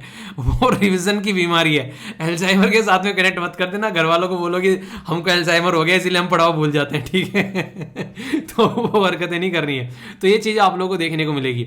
तो जरूरी है कि इसके ऊपर काम किया जाए, वरना बहुत सारी दिक्कतें देखने को मिलती है। तो इनडायरेक्ट वे में हमारा जो न्यूरल कनेक्शन है, हमारा जो माइंड का कनेक्शन है हमारी बॉडी के साथ में, वो कहीं ना कहीं टूटने लगता है, जिसकी वजह से यहाँ पर ये दिक्कतें देखने को मिलने लगती हैं। तो ये ऐसी सिचुएशन है कि इसकी कोई इलाज नहीं है, पर लेकिन अगर आप लोग अपना मैनेज करते हैं, अपने बिहेवियर को ढंग से, आप लोग टाइम पे सोते हैं, टाइम पे उठते हैं, प्रॉपर डाइट लेते हैं, एक सही सिस्टमेटिक लाइफ स्टाइल अपना जीते हैं, जैसे मैं बैलेंस डाइट आप लोगों के लिए लेकर आता हूं, ऐसे ही बैलेंस लाइफ भी आप लोग जीते हैं। यानी कि आप लोग एटलीस्ट 6 घंटे अगर आप लोग सोइए, ठीक है, और सबसे शानदार जो सोने का टाइम है वो नॉर्मली माना जाता है कि लगभग अगर आप लोग बोला जाए तो 9 से लेके 3 या 4 बजे तक, मतलब एक मैं टाइम फ्रेम देता हूं, चलिए आप लोग उसको मैनेज कर लेना। 9 से 10 बजे के बीच में सो जाओ और 3 से 4 बजे के बीच में उठ जाओ। ये इसके बीच में 9 से लेके 4 बजे के बीच में अगर सोने का टाइम आप लोग रख लो तो ये सबसे बेस्ट टाइम माना जाता है सोने के लिए। नॉर्मली इंसान को इस पृथ्वी पर जो प्राणी रहते हैं उसके हिसाब से अगर देखकर चला जाए तो उसके बारे में यहां पर बात की जा रही है। यानी कि 9 से लेके 4 बजे तक भी अगर आप लोग सोते हैं, 7 घंटे की भी अगर आप लोग नींद ले लेते हैं तो इसमें भी कोई दिक्कत नहीं है, अगर बाकी का जो टाइम बच गया उसको इफेक्टिवली आप लोग यूटिलाइज कर पा रहे हैं तो ये मैं बोलना चाहूंगा हेल्दी नींद और इसी के साथ में एक्सरसाइज। और बाहर का खाना तो छोड़ दो यार, बाहर का खाना आप लोगों को इतने लार्ज स्केल पर बर्बाद करता है जिसकी कुछ हद नहीं है। अभी अगर आप लोग रिसेंटली अगर देखोगे तो कई सारे लोग जो हैं, खासकर केरला में एक लड़की की डेथ हुई थी, ठीक है, कोई पता नहीं कुछ खा रही थी, शायद एग्जैक्टली मैं रिकॉल नहीं कर पा रहा हूँ, मुझे भी लग रहा है अल्जाइमर हो गया। ये रिकॉल नहीं करवाने का मतलब है कि नाम याद नहीं आ रहा है एग्जैक्ट, शायद केरला में था, ठीक है, तो इसका मतलब ये नहीं इसको गलत तरीके से मत लेना, ओके। तो इस तरीके से देखो तो कंडीशन क्या है, कंडीशन ये कि सिचुएशन जो है काफ़ी ज़्यादा खराब होती है, आप लोगों को नजर आती है। तो इसमें सीधा सीधा क्या है, आप लोगों को बाहर का खाना नहीं खाना है, मैं ये बोलना चाह रहा हूँ बस यहाँ पर, ठीक है, और कुछ नहीं, ये चीज़ थोड़ी ध्यान रखिएगा, ओके। क्वेश्चन है, इसको अटेम्प्ट करो आप लोग। यहाँ पर बात की जा रही है dementia in India report 2020 estimate करती है कि 5.3 मिलियन जो लोग हैं ओवर एज 60 हमारी कंट्री में डेमेंशिया के साथ में रह रहे हैं, उनको डेमेंशिया देखने को मिलेगी काफ़ी ज़्यादा, ठीक है। दूसरा बोला गया कि हर 10 में से एक जो लोग हैं विद डेमेंशिया, ठीक है, रिसीव, बोला गया कि receive any diagnosis treatment of care of the disease according to the, ये आप लोगों को देखने को मिलेगा। यानी कि 10 में से एक इंसान ही ऐसा है जिसको यहाँ पर बीमारी का इलाज मिल पाता है। तो सौभाग्यवती, मतलब सौभाग्यवती नहीं, एक तरह सौभाग्यशाली वती आ रहा है, ठीक है, सौभाग्यशाली है वो इंसान जो ऐसे परिवार में रहता है जिसको कोई बीमारी है, उसका इलाज करवाने वाला कोई है, वरना बहुतों को इलाज ही नहीं हो पाता है, ऐसी कंडीशन आप लोगों को देखने को मिलेगी। तो ये सिचुएशन है, आप लोग थोड़ा समझो, तो ये कंडीशन आप लोगों को यहाँ पर समझनी पड़ेगी, ठीक है। खाना बाहर अगर कुछ खाना है तो कोशिश करो फल फ्रूट्स खा लो, फल चाट खा लो, ठीक है। अगर कुछ खाना ही है खट्टा, अगर कुछ खाने का वैसा मन हो रहा है ना कि कुछ नमकीन खाने का मन हो रहा है, तो अगर आप लोग एक चीज़ देखो, जब भल्ला पापड़ी नहीं आता है उसमें, ठीक है, तो उसमें आप लोगों को तला भुना काफ़ी कम देखने को मिलेगा। ऐसे नहीं पकोड़े वकोड़े जो वो सारी चीज़ें तो थोड़ी टाइट हो जाती हैं, जो थोड़ा सा भी उसमें लग रहा है नमकीन खाने का मन हो रहा है, तो वो ऐसी चीज़ें आप लोग देखो जो शरीर के लिए थोड़ी सी हेल्दी हो। यार आप लोगों का शरीर है, क्या भरोगे उसके अंदर, उल्टी सीधी चीज़ें वो आप लोगों के ऊपर इंपैक्ट डालेंगे, ठीक है। तो पॉजिटिव चीज़ रखो थोड़ी सी लाइफ में, जितना अच्छा खाना रखोगे, प्रोडक्टिव खाना रखोगे, उतना ही लाइफ स्टाइल आप लोगों को प्रोडक्टिव होगा और उतनी ही हेल्दी रहोगे, उतनी ही बीमारी कम होगी। और ये बेसिकली कहने के लिए नहीं, इंप्लीमेंट करने वाली चीज़ें भी हैं, ठीक है। तो करो इनको इंप्लीमेंट और फिर देखो कितना अच्छा लगता है, ओके। और खासकर अपने पेरेंट्स का भी ध्यान रखना आप लोगों को, ठीक है, ये भी काफ़ी ज़्यादा जरूरी है। हालांकि पेरेंट जो है वो खासकर बच्चों की कई बार मानते नहीं है, ठीक है, मतलब ऐसा लगता है बच्चा है पता नहीं बोलता रहता है ऐसे ही, पर लेकिन पेरेंट्स अगर बच्चे आपस में मिल जाए तो एक तालमेल अच्छा बन जाता है, ठीक है। तो उनका भी ध्यान रखना आप लोगों की रेस्पॉन्सिबिलिटी है। तो वीडियो को सपोर्ट जरूर करना यार, कई सारे बच्चे जो हैं बोलते हैं सर बोल दिया करो, एक बार याद रह जाता है, अपना फीडबैक जरूर दे दिया करो, लाइक डिसलाइक करके जैसा भी आप लोगों को लगता है, ताकि मुझे पता चलता रहे कि आप लोगों को वीडियो कैसी लग रही है। तो अपना प्यार जरूर दिखाया करो, ओके। डिजास्टर मैनेजमेंट के बारे में कई बार आप लोगों से कई सारे क्वेश्चन पूछे जाते हैं, बड़ा इंटरेस्टिंग क्वेश्चन है यहाँ पर ये, ठीक है। ये आप लोगों को होने कहते ओ माई गॉड वाली मूवी की याद दिलाएगा। बोला जाए कि आपदाएं केवल भगवान का कार्य नहीं बल्कि मानव द्वारा भी निर्धारित की जाती हैं। यानी कि disaster are not and the act of God, यानी कहते हैं एक्ट ऑफ गॉड है, भगवान ने तोड़ी है तुम्हारी दुकान है, भगवान ही पैसा देगा, अलोन बट और ये are also determined by the human intervention. हम लोग जो हरकतें कर रहे हैं आज के डेट में, उसकी वजह से बहुत सारी आपदाएं देखने को मिलती हैं। तो डिजास्टर मैनेजमेंट के बारे में कुछ लिखने के लिए आ जाए तो ये क्वेश्चन है आप लोगों के सामने। अभी 2 आर्टिकल आप लोगों से यहाँ पर मैं डिस्कस करने वाला हूँ, ठीक है। एक तो यहाँ पर इलेक्ट्रॉनिक वेस्ट मैनेजमेंट के बारे में आप लोगों से बात करूंगा यहाँ पर, और इसी के साथ में एक और आप लोगों से इसी तरीके से आप लोगों को यहाँ पर जो आर्टिकल देखने को मिलेगा, जो काफ़ी इंटरेस्टिंग आर्टिकल है, वो भी जब सुनोगे तो आप लोगों को मजा आने वाला है, ठीक है। वो है बेसिकली न्यूक्लियर वेस्ट मैनेजमेंट के बारे में, ठीक है। तो ये क्वेश्चन आप लोग यहाँ पर देखिए, ये आप लोगों से एग्जाम में क्वेश्चन ही पूछे गए, तो इस क्वेश्चन का आंसर आप लोग दे पाओगे अच्छे से। और बाकी जो भी डिजास्टर के बारे में मैंने आप लोगों को पढ़ाया, वो सारा ज्ञान आप लोग यहाँ पर उतार सकते हो जब भी डिजास्टर के बारे में कुछ लिखने के लिए आए, क्योंकि डिजास्टर कैसा भी हो सकता है। उत्तराखंड में त्रासदी आ गई, वो भी डिजास्टर है। कहीं अर्थक्वेक आ गया, वो भी डिजास्टर है। जो बाढ़ आ गई, वो भी डिजास्टर है। न्यूक्लियर पावर प्लांट कहीं बर्बाद हो गया जापान के अंदर, जो वो भी डिजास्टर है। बम गिरा दिया हिरोशिमा नागासाकी में, वो भी डिजास्टर है, ठीक है। और आप लोग अगर पढ़ाई नहीं करोगे टाइम पर, अपना चीज़ों को ढंग से लेकर नहीं चलोगे, अपनी हेल्थ बर्बाद कर लोगे, तो वो भी डिजास्टर है, ठीक है। तो सारे डिजास्टर आप देख लो कौन से डिजास्टर में जाना है, ठीक है। तो आर्टिकल काफी शानदार रहने वाला है, अच्छे से एक एक बार डिस्कस करेंगे, कोई भी कंफ्यूजन नहीं होना चाहिए, एक एक पॉइंट माइंड में क्लियर होना चाहिए, ओके। सबसे पहले तो यहाँ पर UPSC prelims GS paper 3 disaster management के साथ में आप लोग इसको कनेक्ट कर सकते हैं। फिनलैंड के द्वारा अभी यहाँ पर ये बोला गया है कि वो अपने देश के अंदर में जो न्यूक्लियर एनर्जी यूज कर रहे हैं, और उसके बाद में जो अवशेष बचता है, जो वेस्ट बचता है, वेस्ट का मतलब क्या होता है, जैसे मान लीजिए आप लोगों ने क्या किया आज के दिन में, लकड़ी को जलाया, तो लकड़ी जलाने के बाद में जो राख बचती है वो अवशेष हो गया, ठीक है। तो उसके बारे में आप लोग समझ सकते हैं। तो यहाँ पर इसी के बारे में बात की जा रही है। तो उसको कैसे मैनेज करना है, तो सेफली कैसे मैनेज करना है, जो कि रेडियो एक्टिव वेस्ट बच जाता है जो यहाँ पर एक प्रोडक्ट यूज करने के बाद में, तो उसको बात की जा रही है। तो उसके चलते यहाँ पर बेसिकली अंडरग्राउंड फैसिलिटी यूज की जाएगी यहाँ पर, जिसका नाम है, और जिसका नाम है पर्टिकुलर एरिया में, जिसका नाम है यहाँ पर ओनकैलो, ठीक है। तो ये पर्टिकुलर किसके बारे में बात की जा रही है, तो याद रखिएगा फिनलैंड के बारे में यहाँ पर बात की जा रही है। तो फिनलैंड एक काफी इंपॉर्टेंट कंट्री है, इधर स्वीडन हो गया, इधर नॉर्वे हो गया। ये एक ऐसी कंट्री है जहां पर जो खासकर अगर बात करें, जो काफी लार्ज स्केल पर लोग जो है काफी खुश रहते हैं, हैप्पी रहते हैं, यहाँ पर काफी सारी फैसिलिटीज आप लोगों को देखने को मिलती हैं। तो उसी देश के बारे में यहाँ पर बात की जा रही है। अब ये फैसिलिटी है क्या, किसी ने कुछ अच्छा किया तो क्या हम लोग भी उसको यूज कर सकते हैं, अगर हाँ तो कैसे कर सकते हैं, तो उसके बारे में मैं कई सारी बातें आप लोगों को बताऊंगा। ध्यान से सुनिएगा, क्वेश्चन बन जाए तो ये मत बोलना कि कहां से बन गया, भाई साहब यहां से बन गया, थोड़ा सा भी ध्यान दोगे तो क्वेश्चन नहीं छूटने दूंगा, ठीक है। तो अगर इंपॉर्टेंट चीजें हैं तो उसके ऊपर थोड़ा सा फोकस देकर आप लोगों को सुनना है और आप लोग उसको एंजॉय कर पाओगे। सबसे पहले बात क्या की जा रही है, इनके द्वारा जो बेसिकली अभी जो शब्द यूज किया जा रहा है, स्ट्रक्चर जो नेम यहां पर दिया जा रहा है, फिनिश वर्ड यूज किया जा रहा है, इसके लिए पिट, यानी कि एक तरीके से इनके द्वारा बोला गया कि हम लोग क्या करेंगे, अगर कल को चलकर हम लोगों ने ईंधन बनाया और ईंधन बनाने के बाद में यहाँ पर हम लोगों ने न्यूक्लियर एनर्जी यूज की और उसमें से यहाँ पर फिर उसका कुछ अवशेष बच गया, कुछ वेस्ट बच गया, तो उसको 500 मीटर अंडरग्राउंड में जाकर हम लोग डिस्पोज करेंगे और उसके लिए प्रॉपर स्टोर, हम लोग स्टोरेज फैसिलिटी वहां पर बनाएंगे ताकि उसको वहां पर जाकर डिस्पोज किया जा सके और उसको इस तरीके से रखें कोई इसको टच भी ना कर सके। अब पूरा बताऊंगा चित्र की हेल्प से ताकि आप लोग समझ पाओ, ध्यान से सुनिएगा। ये काफी एक तरीके से डीप जियोलॉजिकल एक आप लोगों से बोल सकते हैं रेपोजिटरी आप लोगों को देखने को मिलेगी जहां पर चीजें रखी जाती हैं। तो एक काफी स्टेबल एक रोक आप लोगों को नजर आएगी जहां पर इसको बनाया जाएगा जिससे कि चीजें आगे दिक्कत में ना आए। फिनलैंड के द्वारा ये काम करने वाली फर्स्ट कंट्री यहां पर बन जाएगी अगर ये इसको अप्रूव कर पाते हैं और चीजों को आने वाले टाइम में इनको इंप्लीमेंट कर पाते हैं। अब यहां पर क्या करेंगे, यहां पर ये आप लोग समझिए।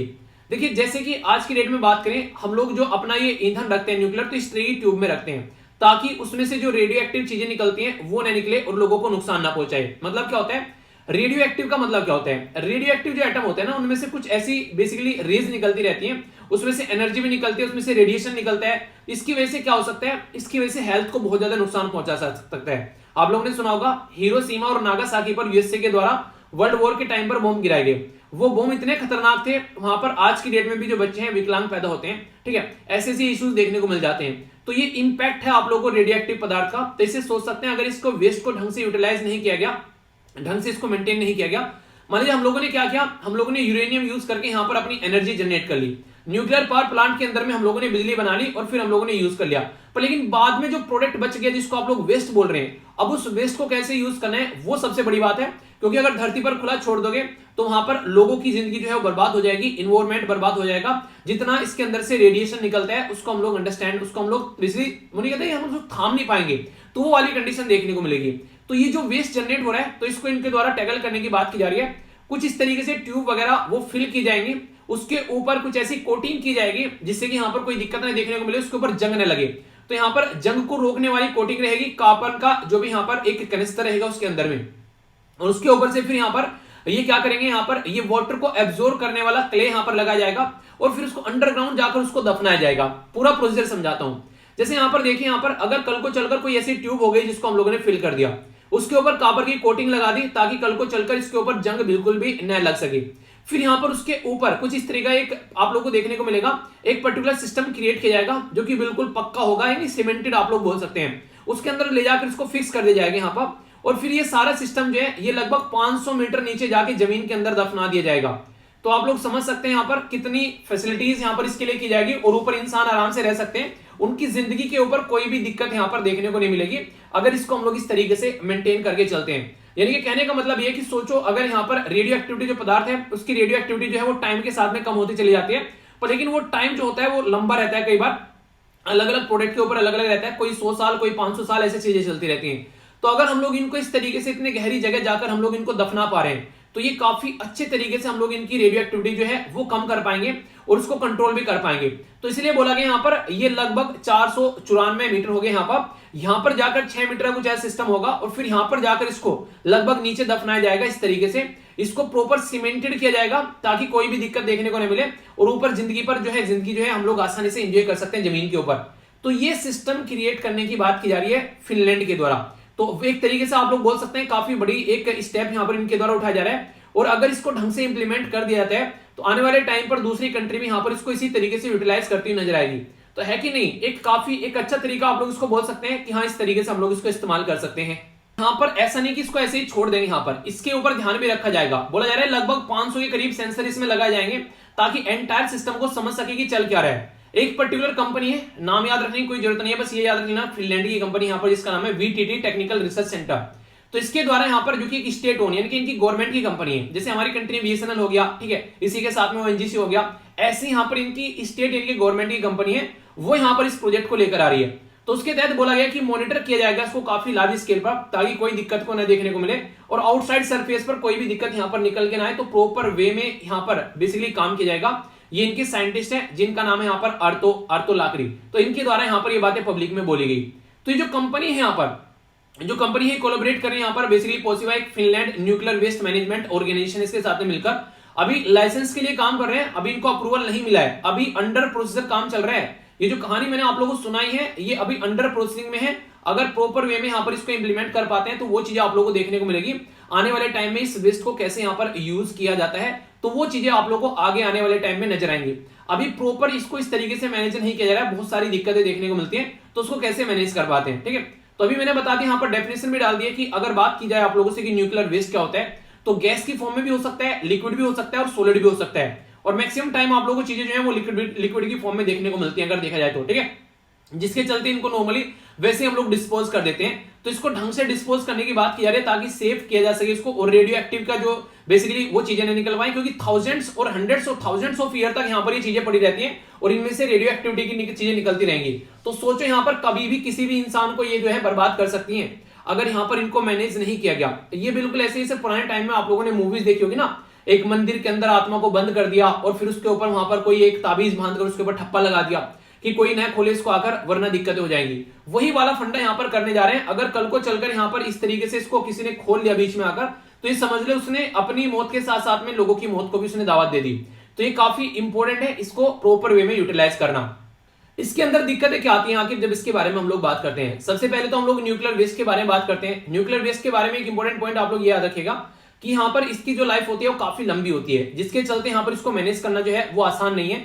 क्योंकि अगर मान करें इंसान की लाइफ के बारे में, तो हम लोग क्या जोते हैं, मैक्सिमम 100 साल जीते हैं, 80 साल में 70 साल में भी चीजें खत्म हो लेती हैं, तो मैक्सिमम 100 साल या फिर 110 मैक्सिमम आप लोग बोले इंसान, पर लेकिन ये हजारों साल जीते हैं। हम लोग फैसिलिटी करके गए, आने वाली जनरेशन ने उखाड़ फेंका, तो कैसी दिक्कतें देखने को मिलेगी। स्टोर साइट कैसी होनी चाहिए देखना पड़ेगा, क्या सुटेबल है डिस्पोज करने के लिए, वहां पर पब्लिक या फिर गवर्नमेंट को, सॉरी इन्वायरमेंट को या फिर पब्लिक को कोई दिक्कत तो नहीं है उससे। इसी के साथ में हेल्थ के ऊपर इसका क्या इंपैक्ट पड़ सकता है वो हम लोग को अंडरस्टैंड करना पड़ेगा लॉन्ग टर्म पर, तो कहां पर क्या क्या दिक्कतें हो सकती है वो समझना पड़ेगा। इंपैक्ट ऑन नेचर, क्योंकि इन्वायरमेंट में पानी को, हवा को, मिट्टी को, सबको ये पोल्यूट कर सकता है, तो वो भी हम लोग को समझना पड़ेगा। और फाइनेंशियली यहाँ पर कितना खतरनाक है, यहाँ पर कितना पैसा लगेगा वो भी देखना पड़ेगा। पता चला इतनी की हम लोगों ने बिजली नहीं बनाई, उससे ज्यादा हम लोग को दिक्कत पड़ गई इसका वेस्ट को डिस्पोज करने में, ठीक है। ये तो वही बात हो गई, हमारी कंट्री में सोने की खान है, उसमें से सोना निकालने में इतना खर्चा आ जाता है कि इतने का सोना भी नहीं होता है वो, ठीक है। तो हम लोगों ने सोना निकालना बंद कर दिया। अभी केजीएफ मूवी आप लोगों ने देखी होगी, तो उसके बारे में बात किया जाती है, तो वो उसी के मुद्दे के ऊपर यहाँ पर है। तो मुद्दा ये है सीधा सीधा यहाँ पर कि हम लोगों को चीजें समझनी पड़ेगी। ये बिल्कुल ऐसे जैसे मैं आप लोगों को बोलूं, एक साइड में आप लोगों को लक्ष्मीकांत की किताब पढ़नी है और दूसरी साइड में आप लोगों को इंडियन ईयर बुक पढ़नी है। तो लक्ष्मीकांत की किताब पढ़ना ज्यादा बेटर होता है, क्योंकि उसमें से ज्यादा क्वेश्चन आ जाते हैं as compare to Indian year book के। तो ऐसा आप लोग यहाँ पर बोल सकते हैं। तो ये सारी चीजें आप लोग को अंडरस्टैंड करनी पड़ेगी, तभी कि कहां पर क्या सही है और क्या गलत है आप लोग उसका अंदाजा लगा पाएंगे, वरना यहाँ पर फिर दिक्कतें देखने को मिलने लगती हैं। अभी एक इंटरेस्टिंग स्टोरी मैं आप लोगों को बताऊं, यहाँ पर जापान के अंदर में अभी यहाँ पर फुकुशिमा एक ऐसा पर्टिकुलर एरिया था जहां पर बेसिकली इन्वायरमेंट डिजास्टर आप लोगों को देखने को मिला, और उस इन्वायरमेंट डिजास्टर की वजह से वहां पर जो उनका न्यूक्लियर पावर प्लांट था वो बेसिकली ध्वस्त हो गया, और उसकी वजह से वहां पर काफी ज्यादा पानी जो है वो कॉन्टेमिनेटेड हो गया। अब वो पानी को मेंटेन करने के लिए भी जापान को इतना ज्यादा पैसा उसके ऊपर लगाना पड़ रहा है जिसकी कुछ हद नहीं है, और उसको बार बार जापान बोलता है कि हम लोग इसका कॉन्टेमिनेशन जो है, जो यहाँ पर ट्राइटेनियम तो है उसको हम लोग खत्म कर चुके हैं, और उसको हम लोग क्या कर सकते हैं, समुद्र के अंदर उसको छोड़ दिया जाएगा। पर लेकिन रियलिटी यहाँ पर ये निकल कर आती है, अब तक भी यहाँ पर उसको अलाउ नहीं किया जा रहा है। ये माना जा रहा है कि अगर छोड़ दिया तो बहुत सारी जो पॉल्यूशन जो पानी है वो बर्बाद हो जाएगा, और सोचो कि सारे के सारे ओशन जो है वो एक दूसरे के साथ में कनेक्ट है, तो कहां तक इसका नुकसान पहुंच सकता है। तो अभी ये चीजें आप लोगों को देखने को मिलेगी। ठीक है, ये तो कहानी मैंने आप लोगों को सुना दी दुनिया के बारे में। हमारे देश में तो हम लोग बहुत सारे न्यूक्लियर पावर प्लांट लिए बैठे हैं, आप लोगों ने देखा होगा, मैंने अभी 2 दिन पहले भी आप लोगों को बताया था कितने सारे न्यूक्लियर प्लांट आप लोगों को अपने देश में देखने को मिलेंगे। आखिर हम लोग कैसे मैनेज कर रहे हैं, तो ये भी आप लोगों को समझना पड़ेगा। ठीक है, तो इसके बारे में आप लोगों से बात करूंगा अभी। यहाँ पर नॉर्मली देखिए क्या रहता है, अगर यहाँ पर कोई वेस्ट हम लोग जनरेट करते हैं तो कैसे यहाँ पर हम लोग उसको लेकर चल रहे हैं, कैसे डाइल्यूट कर रहे हैं, कैसे डिले कर रहे हैं, कैसे कॉन्सेंट्रेट कर रहे हैं, कैसे कंटेन कर रहे हैं। ये बिल्कुल ऐसे ही है जैसे मैंने आप लोगों को यहाँ पर वो प्रक्रिया बताई थी ना अभी रिसेंटली, कि कैसे कैसे रिसाइकिल कर रहे हैं, कैसे रीयूज कर रहे हैं, कैसे वो कर रहे हैं। तो वहां से निकालना, उसको इकट्ठा करना, फिर लास्ट में लेकर कैसे जाना है, फिर जहां पर जाकर रखना है वहां पर कैसे रखना है, तो ये सारी अपने आप में एक प्रॉपर प्रोसीजर के थ्रू होता है। तो इसको प्रॉपर सही तरीके से लेकर चलना है, एक प्रॉपर मैनेजमेंट रहता है, कैसे अलग करना है, कैसे कैटेगराइजेशन करना है, कैसे हैंडल करना है, कैसे ट्रीट करना है, कैसे मॉनिटर करना है, और फाइनली कैसे डिस्पोज करना है। तो भाई साहब ये पूरा एक पूरा काम होता है, ऐसे नहीं कि हवा हमें आप लोग कर दोगे। एक लो लेवल का वेस्ट होता है जो ज्यादा हाई लेवल का नहीं है, तो 10 से लेके 50 साल का उसको स्टोर करके रखा जाता है, तो उसकी रेडियो एक्टिविटी जो है वो थोड़ा धीमा धीमा खत्म होती है, तो फिर उसको नॉर्मली बेसिकली रिफ्यूज कर देते हैं। ठीक है, पर लेकिन जो हाई लेवल का होता है इसमें लगता है कि नुकसान काफी पहुंचा देगा, तो इसमें पर्टिकुलर प्रोसीजर यूज किया जाता है जिसके बारे में मैं भी आप लोगों से बात करने वाला हूं। ठीक है, तो इसको यहाँ पर बेसिकली वाइट्रिफिकेशन आप लोग बोलते हैं। अब आप लोग बोलेंगे वाइट्रिफिकेशन क्या है, तो इसके बारे में आप लोगों को थोड़ी सी बातें बताऊंगा। बेसिकली एक काफी इंपॉर्टेंट ये तरीका है जो कि यूएसए में भी यहाँ पर ये यूज किया जाता है। चीजों को क्या किया जाता है, यहाँ पर डिफेंस का जो वेस्ट बचता है उसको बेसिकली उसको प्रोसेसिंग करने में यूज किया जाता है। मतलब क्या इसका मतलब है कि जैसे मान लीजिए न्यूक्लियर का वेस्ट है और वो लिक्विड है, तो उसको क्या करना है, जो लिक्विड है या फिर केमिकल वेस्ट है यहाँ पर, उसको एकदम सॉलिड स्लैब बना दो, जैसे कि शीशे की जैसे से एक तरीके शीशे जैसे शीशा नहीं होता है, मान लीजिए शीशा बना दिया हम लोगों ने कुछ ऐसे प्रोडक्ट का कि वहां पर एक तरीके से वो एक स्लैब की फॉर्म में आ गया। देखिए इन्वायरमेंट में नुकसान कब पहुंचाएगा, जब वहां पर पानी की फॉर्म में होगा, बहकर कहीं और चला गया, मिट्टी के साथ मिल गया, कुछ और हो गया। पर लेकिन सोचो हम लोगों ने इसको सॉलिड बना दिया, तो वो जहां पर पड़ा रहेगा उसको एक तरीके से मेंटेन करना आसान रहेगा, तो सॉलिड फॉर्म में उसको कन्वर्ट कर दिया जाता है। तो इसको बोलते हैं बेसिकली यहाँ पर वाइट्रिफिकेशन। तो ये क्या होता है, एक लिक्विड को सॉलिड की फॉर्म में कन्वर्ट कर देना ताकि एलिमिनेट किया जा सके इन्वायरमेंट को कोई रिस्क, ठीक है, इन्वायरमेंट पर नुकसान ना पहुंचे। तो यहाँ पर वाइट्रिफिकेशन जो है वो एक तरीके से रैपिड कूलिंग सिस्टम होता है जिसमें लिक्विड को बिना क्रिस्टल फॉर्मेशन के आप लोग यहाँ पर एक ठोस पदार्थ में कन्वर्ट कर देते हैं। तो ये हम लोग यूज करते हैं अपने देश के अंदर में। ठीक है, कहां पर, खासकर तारापुर और इसी के साथ में जो ट्रोम्बे हैं यहाँ पर, इन प्लांट में आप लोगों को यहाँ पर ये सिस्टम देखने को मिलेगा। तो ये जो वाइट्रिफिकेशन होता है फिर इसको यहाँ पर डीप जियोलॉजिकल रिपोजिटरी फिर यहाँ पर की जाती है, यानी कि हमारी कंट्री में भी कुछ कुछ चीजें ऐसे की जाती है, पर लेकिन फिर भी इतना सॉलिड नहीं है जैसा यहाँ पर अभी फिनलैंड के द्वारा यहाँ पर स्टार्ट किया जा रहा है। ये इससे कई बार कई सारे एरिया में दिक्कत देखने को मिलती है, और इवन यहाँ पर कई सारी साउथ की मूवी भी आप लोगों ने अगर देखी होंगी, अभी रिसेंटली एक मूवी थी, मेरे नाम याद नहीं आ रहा एग्जैक्टली, उसमें वो यूरेनियम निकालने के बारे में बात करते हैं। ठीक है, तो वहां पर वो चीज देखने को मिल रही थी, तो वहां पर वो जमीन में उसको बेसिकली निकाल कर वहां से फिर जमीन में उसको दफना रहे थे, तो उसकी वजह से इन्वायरमेंट को कितना नुकसान पहुंच रहा था, आसपास वाले एरिया में बच्चों को कितना नुकसान पहुंचा, वो उस मूवी के अंदर भी वहां पर डिटेल में उनके द्वारा एक्सप्लेन किया गया। तो ये सारी चीजें आप लोगों को नॉर्मली ऐसे नहीं कि हवा में है, ये सारी चीजें आसपास भी देखने को मिल जाती हैं। यहां से क्वेश्चन पूछा गया कि दुनिया में सबसे ज्यादा यूरेनियम रिजर्व कहां पर है। अगर यहां पर जो ऑप्शन दे रखे हैं उनमें ओनली आप लोग देखो ऑस्ट्रेलिया, कनाडा, रसिया या फिर यूएसए। तो सही आंसर क्या है, ABCFD। तो सही आंसर है इसका बी यानी कि कनाडा। पर लेकिन अगर यहां पर दूसरा एक और कंट्री हो सकता था जिसका नाम है कजाकिस्तान, तो कजाकिस्तान यहां पर दुनिया में सबसे ज्यादा यूरेनियम जो रिजर्व आप लोगों को यहां पर देखने को मिलेगा। ठीक है, तो इस तरीके से आप लोग समझ सकते हैं। तो कई बार यहाँ पर ऐसे क्वेश्चन आप लोगों से पूछ ले जाते हैं जो कि आप लोगों से इंक्रीजिंग या फिर डिक्रीजिंग ऑर्डर में भी लगाने के लिए आ जाते हैं।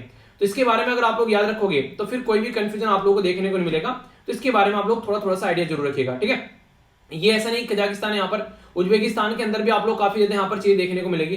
तो कहने का मतलब यहाँ पर ये कि ये जो वो कंट्री है जहां पर काफी लार्ज स्केल पर आप लोग चीजें देखने को मिल जाती है इस तरीके की। एक और क्वेश्चन यहाँ पर यूपीएससी के द्वारा 2012 में यहाँ पर पूछा गया, ये भी काफी इंटरेस्टिंग क्वेश्चन है, जो कि थोरियम और यूरेनियम को कंपेयर यहाँ पर किया जा रहा है। यानी कि आप लोगों को पता होगा हमारे देश में जो थोरियम है वो काफी ज्यादा मात्रा में पाया जाता है और यूरेनियम मैक्सिमम हम लोग यहाँ पर बेसिकली बाहर से खरीद कर लेकर आते हैं। मोनाजाइट सैंड के बारे में आप लोगों ने सुना होगा, खासकर साउथ इंडिया में जब इसके बारे में बात करते हैं तो थोरियम प्रचुर क्वांटिटी में उसमें पाए जाते हैं। तो इसके बारे में क्वेश्चन है जो कि यूपीएससी में पूछा गया आप लोगों के सामने। थोरियम जो है बोला जा रहा है कि वो ज्यादा मात्रा में पाया जाता है एज कंपेयर टू यूरेनियम। तो पहली स्टेटमेंट बिल्कुल सही है, थोरियम ज्यादा मात्रा में पाया जाता है यूरेनियम के कंपेयर में, ठीक है। दूसरा बोला गया है, अगर बात करें यहां पर हम लोग अगर माइन करते हैं थोरियम को, तो thorium can generate more energy compare to natural uranium. जो नेचुरल यूरेनियम आप लोग लेकर आते हो उसके कंपेयर में जब थोरियम होता है वो ज्यादा एनर्जी जनरेट करते हैं। ये स्टेटमेंट भी बिल्कुल ट्रू है यहाँ पर ये। पर लेकिन दिक्कत यह है कि हमारी कंट्री में मैक्सिमम जो पावर प्लांट बनाए जाते हैं वो हम लोग बाहर से बनवाते हैं और बाहर जो होते हैं वो बनाते हैं वो चलते हैं यूरेनियम के ऊपर में। तो इसलिए थोरियम बेस जो है वो हम लोग यहाँ पर यूज नहीं कर पाते हैं, जिसकी वजह से दिक्कतें देखने को मिलती है। हालांकि फिलहाल इसके ऊपर काफी सारा काम किया जा रहा है। अगर बात करें तो थोरियम जो है वो प्रोड्यूस किया जाता है less harmful waste compare to uranium. जी हाँ, ये भी बिल्कुल सही है, जो यूरेनियम है वो ज्यादा हार्मफुल रहता है एज कंपेयर टू थोरियम। तो यहाँ पर ये काफी इंटरेस्टिंग क्वेश्चन पूछा गया था यूपीएससी के द्वारा, तो आंसर इसका यहाँ पर डी हो गया, ठीक है।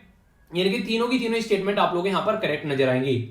इवन 2018 में यहाँ पर एक और क्वेश्चन बना यहाँ पर, ये था इंटरनेशनल एटॉमिक एनर्जी एजेंसी के बारे में। बोला गया कि इंडिया के द्वारा अभी यहाँ पर बेसिकली हमारी कंट्री में रेक्टिफाई किया गया additional protocol with international atomic energy agency.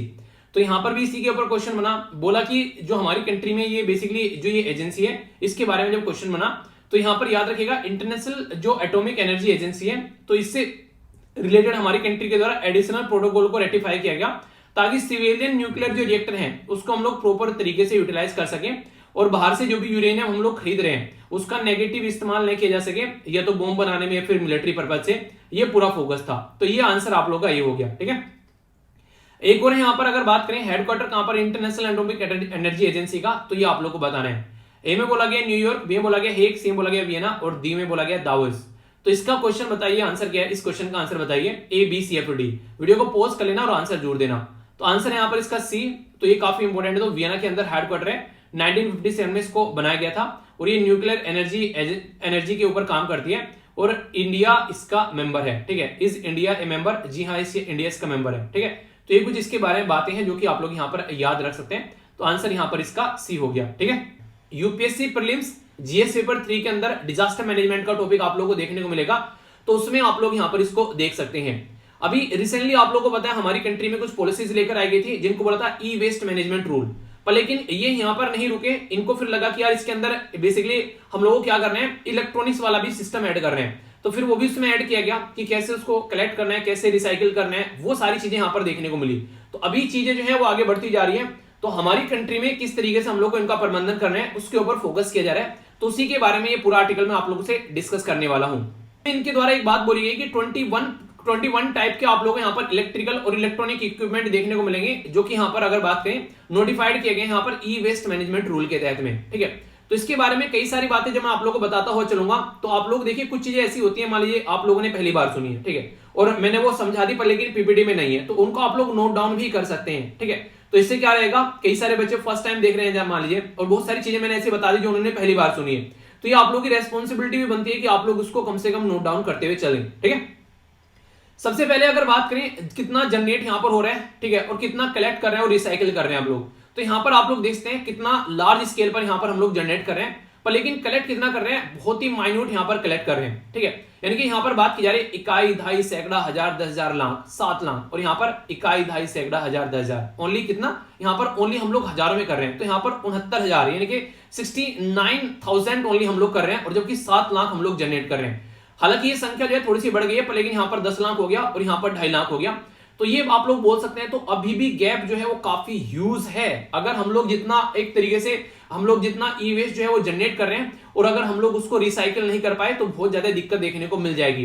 तो इसके चलते एक प्रॉपर प्रोसीजर होता है। जैसे कि मान लीजिए आप लोग कोई प्रोडक्ट खरीद कर लेकर आए, ठीक है, तो प्रोडक्ट को फिर यहाँ पर खरीद कर लेकर आए तो उसमें कोई गड़बड़ होगी तो उसको रिपेयर करना है, ठीक है, रिफर्बिश करना है उसको, या फिर उसको रीमैन्युफैक्चर करना है, या फिर रिड्यूस करना है, जितना भी वो बेसिकली मार्केट में जो चीजें रहती है रीयूज करने या फिर रिसाइकिल करने हैं। तो ये सारे आप लोग यहाँ पर ये R6 का जो फॉर्मूला है इसको आप लोग याद रखते हैं।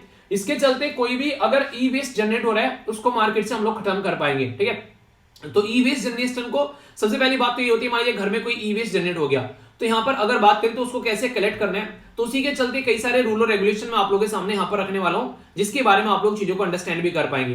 कई सारी तमाम बातें होंगी, आप लोग उनके साथ में कनेक्ट भी कर पाएंगे। एक एक कर समझते हैं। जैसे कि सबसे पहले हमारी कंट्री में ये जो रूल आए ये 2016 में है, याद रखिएगा, जिसके ऊपर यूपीएससी ऑलरेडी क्वेश्चन भी पूछ चुका है। मिनिस्ट्री के द्वारा नोटिफाई किया गया ई वेस्ट मैनेजमेंट रूल, यानी कि हमारे कंट्री में आज के में एक एक इंसान के पास में 2-2 से 3-3 मोबाइल आप लोगों को देखने को मिल जाते हैं।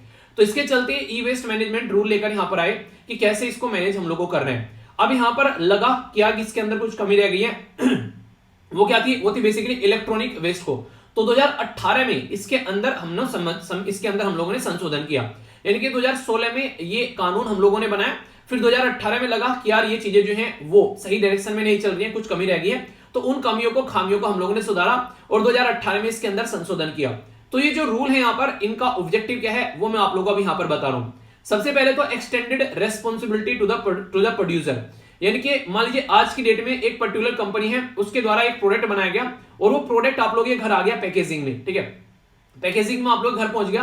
अब वो प्रोडक्ट जो है कुछ दिनों बाद जो है वो खराब हो गया। खराब होने के बाद में आप लोग कंपनी में गए, बेसिकली उसके जो भी यहाँ पर केयर थे जो सही करने वाले, वहां पर उन्होंने आप लोगों को सही करके दे दिया। अगर कल को चलकर वो फिर से खराब हो गया, फिर से ऐसा रह गया, यूज करने लायक नहीं बचा है, तो कंपनी की रेस्पॉन्सिबिलिटी की अपना प्रोडक्ट जो है उसका जो वेस्ट बच गया है वो आपको ही इकट्ठा करना है और आपको ही उसको रिसाइकिल करके रीयूज करके नया प्रोडक्ट बनाना है, जो भी करना है वो आप लोगों को ही करना है। तो ये बातें यहाँ पर बोली गई है, यानी कि एक तरीके से आप लोग बोल सकते हैं कि environmentally sound dismantling and recycling through EPR जो है बेसिकली यहाँ पर यानी कि आप लोगों की रेस्पॉन्सिबिलिटी रहेगी, यानी कि एक्सटेंडेड प्रोड्यूसर रेस्पॉन्सिबिलिटी, यानी कि जो प्रोड्यूस कर रहा है उसी की रेस्पॉन्सिबिलिटी यहाँ पर बना दी है। दूसरा एक और उदाहरण देता हूं, मान लीजिए आप लोग अमेजन से कोई प्रोडक्ट खरीदते हैं, प्रोडक्ट खरीदा, उसमें पॉलिथीन में लिपटा हुआ प्रोडक्ट आप लोगों के घर में आया।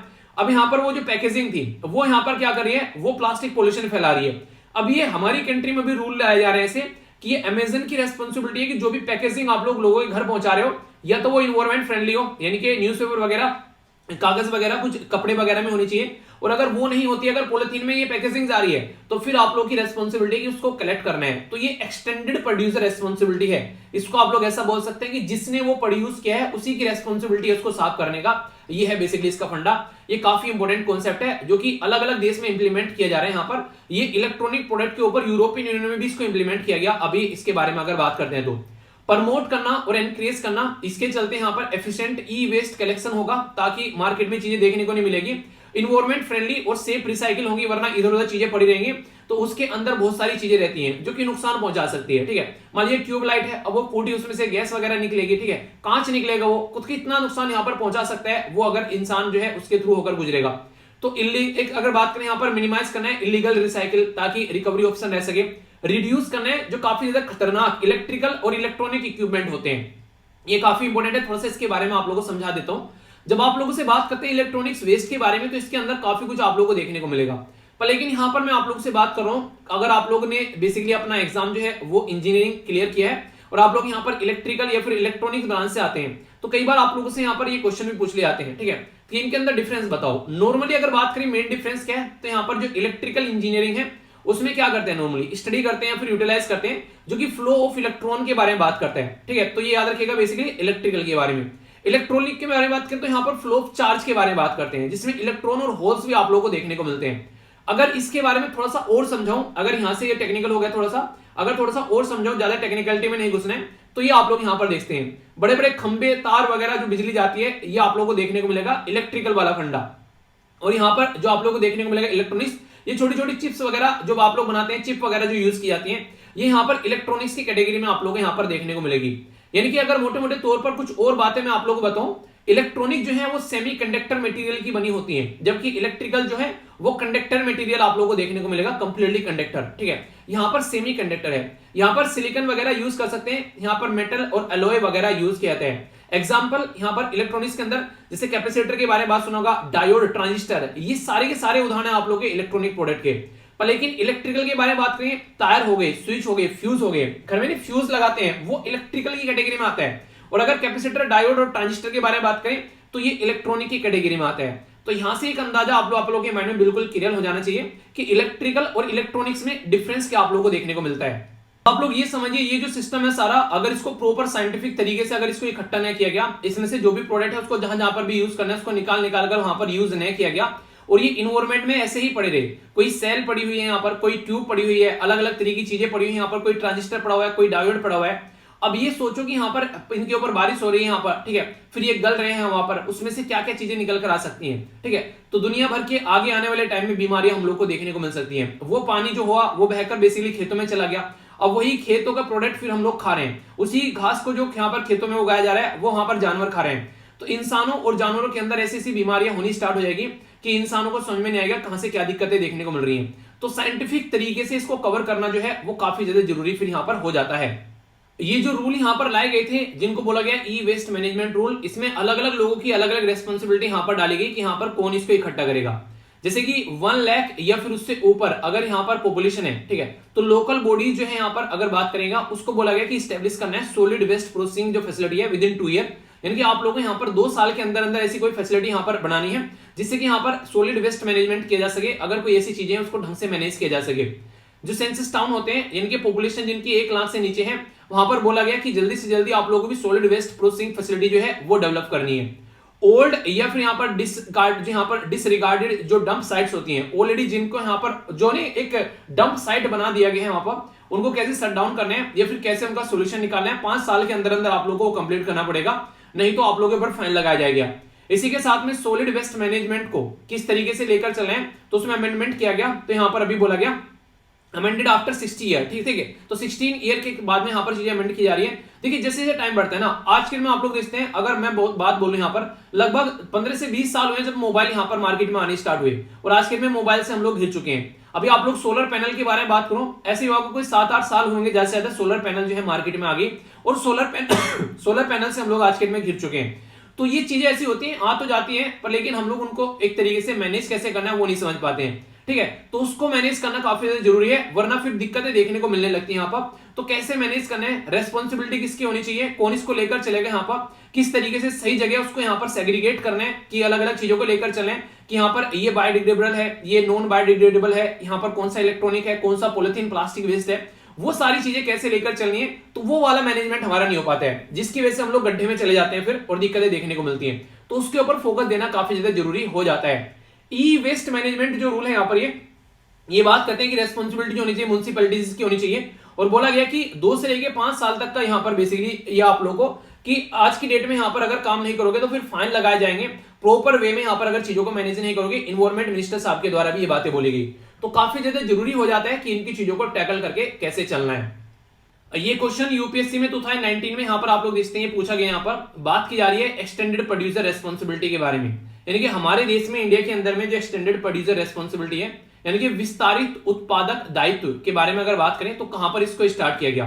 तो बायोमेडिकल वेस्ट के बारे में बात की जा रही है, मैनेजमेंट हैंडलिंग रूल, ठीक है, जो कि जैव चिकित्सक, ये आप लोग हिंदी में देख लीजिएगा थोड़ा सा, ठीक है, जिसको हिंदी में पढ़ना है वो हिंदी में पढ़ लेना।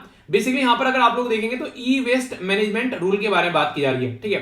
तो ई अपशिष्ट जो यहाँ पर बेसिकली ये प्रबंधन और इस तरीके के साथ में जो ये बेसिकली जो हैंडलिंग यानी कि एक तरीके से हस्तांतरण नियम है 2011 के, तो ये आप लोग यहाँ पर इसका आंसर देखने को मिलेगा।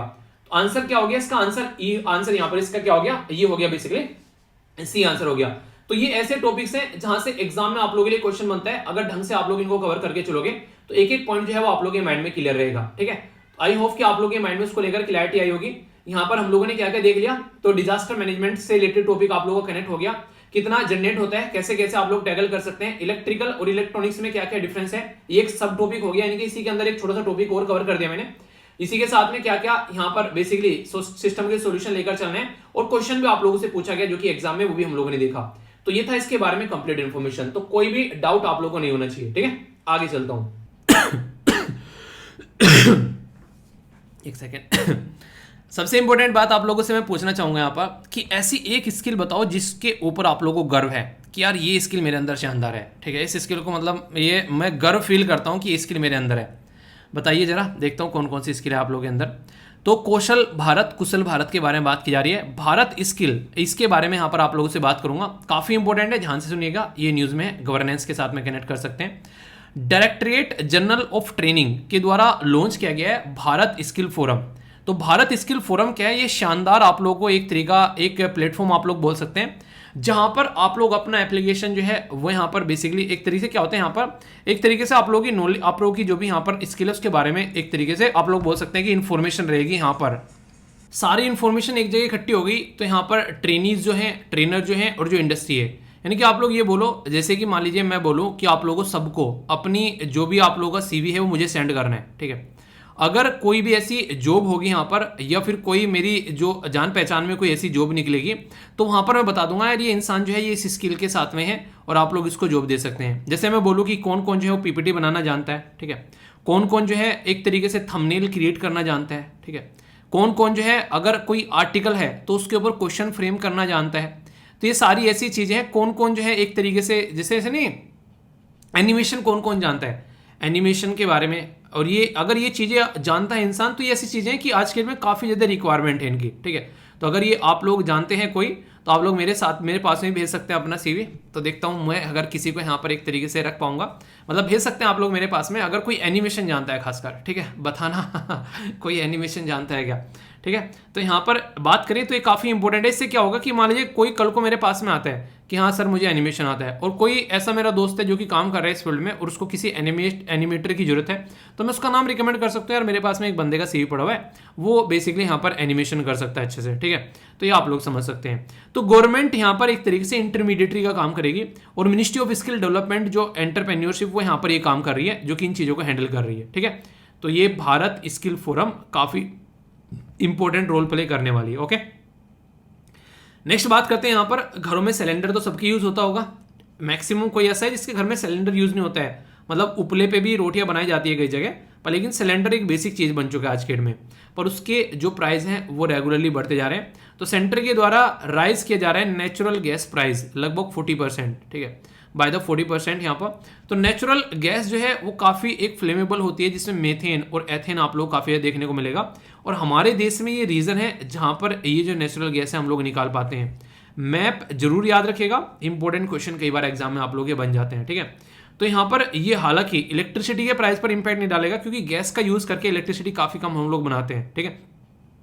और इसी के साथ में जो गैस है इज वेरी, एक तरीके से जो एक electricity produce from very low, even the जो प्राइस ऑफ फर्टिलाइजर, ठीक है, विल बी स्टेबल, क्योंकि वहाँ पर भी गवर्नमेंट सब्सिडाइज करती है, हालांकि वहाँ पर नेचुरल गैस का इस्तेमाल होता है, लेकिन गैस का प्राइस बढ़ रहा है, तो ये जो गैस इस्तेमाल करने वालों के लिए जहाँ जहाँ पर भी यूज़ की जाती है वहाँ पर थोड़ी सी दिक्कत देखने को मिलेगी। तो हल्का सा आइडियाज़ के बारे में आप लोग रख सकते हैं, ठीक है।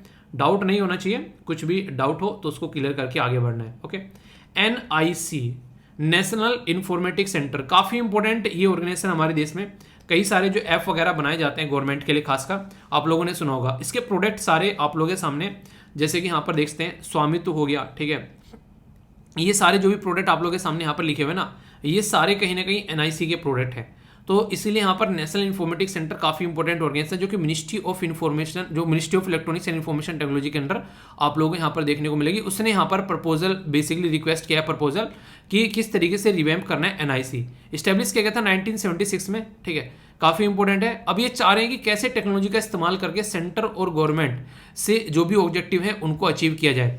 तो खासकर हम लोग अभी आज के में डिजिटल वर्ल्ड में रह रहे हैं, 5G हमारे देश में इंप्लीमेंट कर दिया गया, तो कैसे information communication technology IT system का इस्तेमाल करके हम लोग चीज़ों को सही डायरेक्शन में लेकर चल सकते हैं, उसके ऊपर फोकस देने की बात यहाँ पर की जा रही है, ठीक है। आज के दिन में आप लोगों को पता है हर एक इंसान जो है वो अपने लिए ऐप बनवा रहा है, वेबसाइट इस्तेमाल कर रहा है, गवर्नमेंट के सारे सिस्टम, सारी स्कीम जो है वो ऑनलाइन आप लोगों को देखने को मिल जाती है। तो उसी चीज़ को कैसे और सही डायरेक्शन में लेके चल सकते हैं उसके ऊपर ये फोकस है, ठीक है। एजुकेशन के साथ में आप लोग इसको कनेक्ट करके देख सकते हैं, प्रोफेसर्स ऑफ प्रैक्टिस, ठीक है, ये काफ़ी इंटरेस्टिंग है। UGC यूनिवर्सिटी ग्रांट कमीशन के द्वारा professor of practice post create की गई है एक्सपर्ट्स के लिए। इंटरेस्टिंग चीज़ यहाँ पर यह कि PhD जरूरी नहीं है, ठीक है।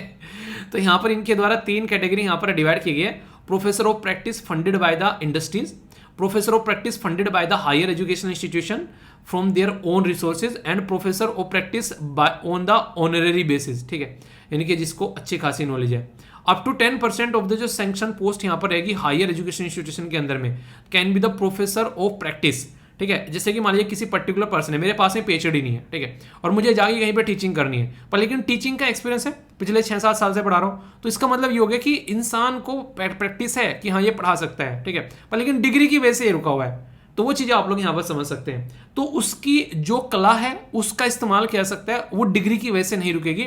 ये एक अच्छी चीज़ यहाँ पर देखने को मिल रही है। उसकी नॉलेज और उसकी जो स्किल है उसके बेस पर यहाँ पर काम मिलेगा, जो पर्सनली मुझे अच्छा लग रहा है, ठीक है। मतलब मुझे ये नहीं कि मैं अपने लिए बात कर रहा हूँ, मतलब एक तरीके से बहुत सारे लोग ऐसे होते हैं, आप लोगों को बहुत सारे ऐसे ऐसे कलाकार मिल जाएंगे गांव में जाओगे, जो इंजीनियर खासकर जरा सी देर में देख के बता देंगे कहाँ पर क्या क्या फॉल्ट है किसी मशीन के अंदर में। पर इशू क्या निकल के आता है? इशू ये निकल के आता है कि उन लोगों के पास में कोई डिग्री नहीं है, तो इसलिए यहाँ पर दिक्कतें निकल कर आती हैं। तो वो एक बैलेंस बनाने वाली बात यहाँ से होती है, ठीक है। तो ये चीज़ आप लोग ध्यान रखिए, इसी के बारे में बात कर रहा हूँ थोड़ा सा। तो ये जरूरी है, खासकर देश के लोगों के लिए भी काफ़ी फायदेमंद रहेगा, क्योंकि इंजीनियरिंग डिग्री सबके पास में नहीं होती है, ठीक है। इंटरेस्टिंग क्वेश्चन है भाई साहब, डायरेक्ट एग्जाम में क्वेश्चन आप लोगों के बन सकते हैं, बहुत इंपॉर्टेंट है दोनों question. Mahila Nidhi loan scheme social and economic development महिलाओं के लिए कौन से राज्य के द्वारा स्टार्ट की गई है? उत्तर प्रदेश, राजस्थान, वेस्ट बंगाल और उड़ीसा। 4 ऑप्शन है, इंपॉर्टेंट है, बताना जरूर।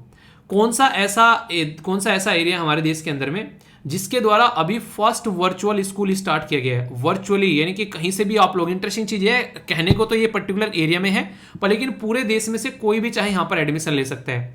कर्नाटका, दिल्ली, तेलंगाना या फिर केरला। आंसर दो, अभी आप लोगों को आंसर बताऊंगा, पहले एक बार अटेम्प्ट कर लो। बात की जा रही है यहाँ पर नौखई, ये यहाँ पर एक ट्रेडिशनल फेस्टिवल है, सेलिब्रेट किया था कौन से राज्य के अंदर में? ए में बोला गया वेस्ट बंगाल, बी में उड़ीसा, सी में झारखंड और डी में है पंजाब। बताइए। बोला गया कि कौन सी ऑर्गेनाइजेशन के द्वारा मैन्युफैक्चर किया गया यहाँ पर Tejas mark 2 fighter jet? DRDO, BEL, HAL या फिर BDL? तो सही आंसर क्या है आप लोगों को ये बताना है। एक ऐसा ही क्वेश्चन है, वो इसको पोज कर एक बार देख लो, यहाँ पर ये CSET का क्वेश्चन है और आंसर इसका अभी बता दूंगा, आप लोग पहले एक बार प्रैक्टिस कर लो वीडियो को पोज कर, ठीक है। पहले क्वेश्चन का आंसर जो है यहाँ पर ये आप लोगों को देखने को मिलेगा बी, राजस्थान, महिला निधि राजस्थान की स्कीम है। दूसरा यहाँ पर कंट्री का फर्स्ट वर्चुअल स्कूल, ये दिल्ली यानी कि अरविंद केजरीवाल साहब के द्वारा स्टार्ट किया गया। एजुकेशन के फील्ड में रिमार्केबल चेंज आप लोग बोल सकते हैं। नेक्स्ट यहाँ पर नौखई, ये आप लोगों को देखने को मिलेगा कहाँ पर? चलिए बताइए कहाँ पर है? ये है उड़ीसा के अंदर में, ठीक है, तो कंफ्यूजन नहीं होना चाहिए। नेक्स्ट यहाँ पर ये किसके द्वारा मैन्युफैक्चर किया गया? तो HAL और हिंदुस्तान एरोनॉटिक लिमिटेड। तो इसका आप लोग नाम याद रख सकते हैं। जो डिफेंस की तैयारी कर रहे हैं आप लोगों के लिए तो और भी इंपॉर्टेंट हो जाएगा यहाँ पर, ठीक है। बाकी यहाँ पर जो क्वेश्चन है उसका आंसर आप लोगों को बी देखने को मिलेगा, यानी कि 6, ठीक है। तो इसका एक्सप्लेनेशन भी आप लोगों के सामने, तो इसको आप लोग यहाँ पर देख सकते हैं। एक है यहाँ पर, ये है बेसिकली माकालू पर्टिकुलर लोकेशन है, ये आप लोगों के सामने यहाँ पर। तो ये 5th हाईएस्ट पीक है, अगर आप लोग इसको जाकर चेक करोगे मैप के अंदर में। लोकेशन अगर आप लोग इसकी देखना चाहते हैं तो एग्जैक्ट कहाँ पर आप लोगों को देखने को मिलेगी? तो ये है यहाँ पर, ठीक है, यानी कि नेपाल के अंदर आप लोग यहाँ पर इसको देख सकते हैं एग्जैक्ट लोकेशन। तो इस तरीके से आप लोग कोई भी कंफ्यूजन नहीं होना चाहिए। कल को अगर क्वेश्चन पूछ लिया कि एग्जैक्ट लोकेशन आप लोगों को कहाँ पर देखने को मिल रही है, तो हिमालयन वाले रीजन में यहाँ पर आप लोग देखते हैं, ठीक है। तो ये पर्टिकुलर लोकेशन हो गई, कंफ्यूजन नहीं होना चाहिए, अगर कंफ्यूजन होगी तो बताना जरूर, ओके। ये है आप लोग की 5 वोकैबुलरी जो कि आप लोगों के सामने है, इनके ऊपर सेंटेंस फॉर्म जरूर करना, और जो भी सेंटेंस फॉर्म करता है उनको भी आप लोग देखते हैं। अगर आप लोग फॉर्म नहीं कर पा रहे हैं तो एटलीस्ट ट्राई किया करो उन्हीं को रिपीट करने की, ठीक है। तो 5 के 5 शब्द हैं, इनके सिनोनिम्स हैं और एंटोनिम्स हैं आप लोगों के सामने। कोई भी कंफ्यूजन आप लोगों को यहाँ पर इससे रिलेटेड नहीं होना चाहिए। आज के ऐसे भी कमांडो हैं IAS सानू, काफ़ी शानदार तरीके से आंसर देंगे, मैं पिन कर दूंगा, अच्छे से आप लोग देखेंगे यहाँ पर। और जनरल अनिल चौहान 2nd जो डिफेंस ऑफ चीफ बने हैं हमारी जो बेसिकली कंट्री में, तो उनके बारे में यहाँ पर बात की जा रही है। कैसा लगा आज का ये डिस्कशन जरूर बताना, और आंसर राइटिंग भी आप लोग जरूर करना, कोई भी कंफ्यूजन नहीं होना चाहिए। तो ध्यान रखिए यार अपना, अपने परिवार का, अपनी सेहत का भी ध्यान रखिए। नेक्स्ट वीडियो में मिलता हूँ, तब तक के लिए बड़ों को नमस्ते, छोटों को प्यार, छोटी सी लाइफ एंजॉय करार। मिलता हूँ नेक्स्ट वीडियो में, तब तक के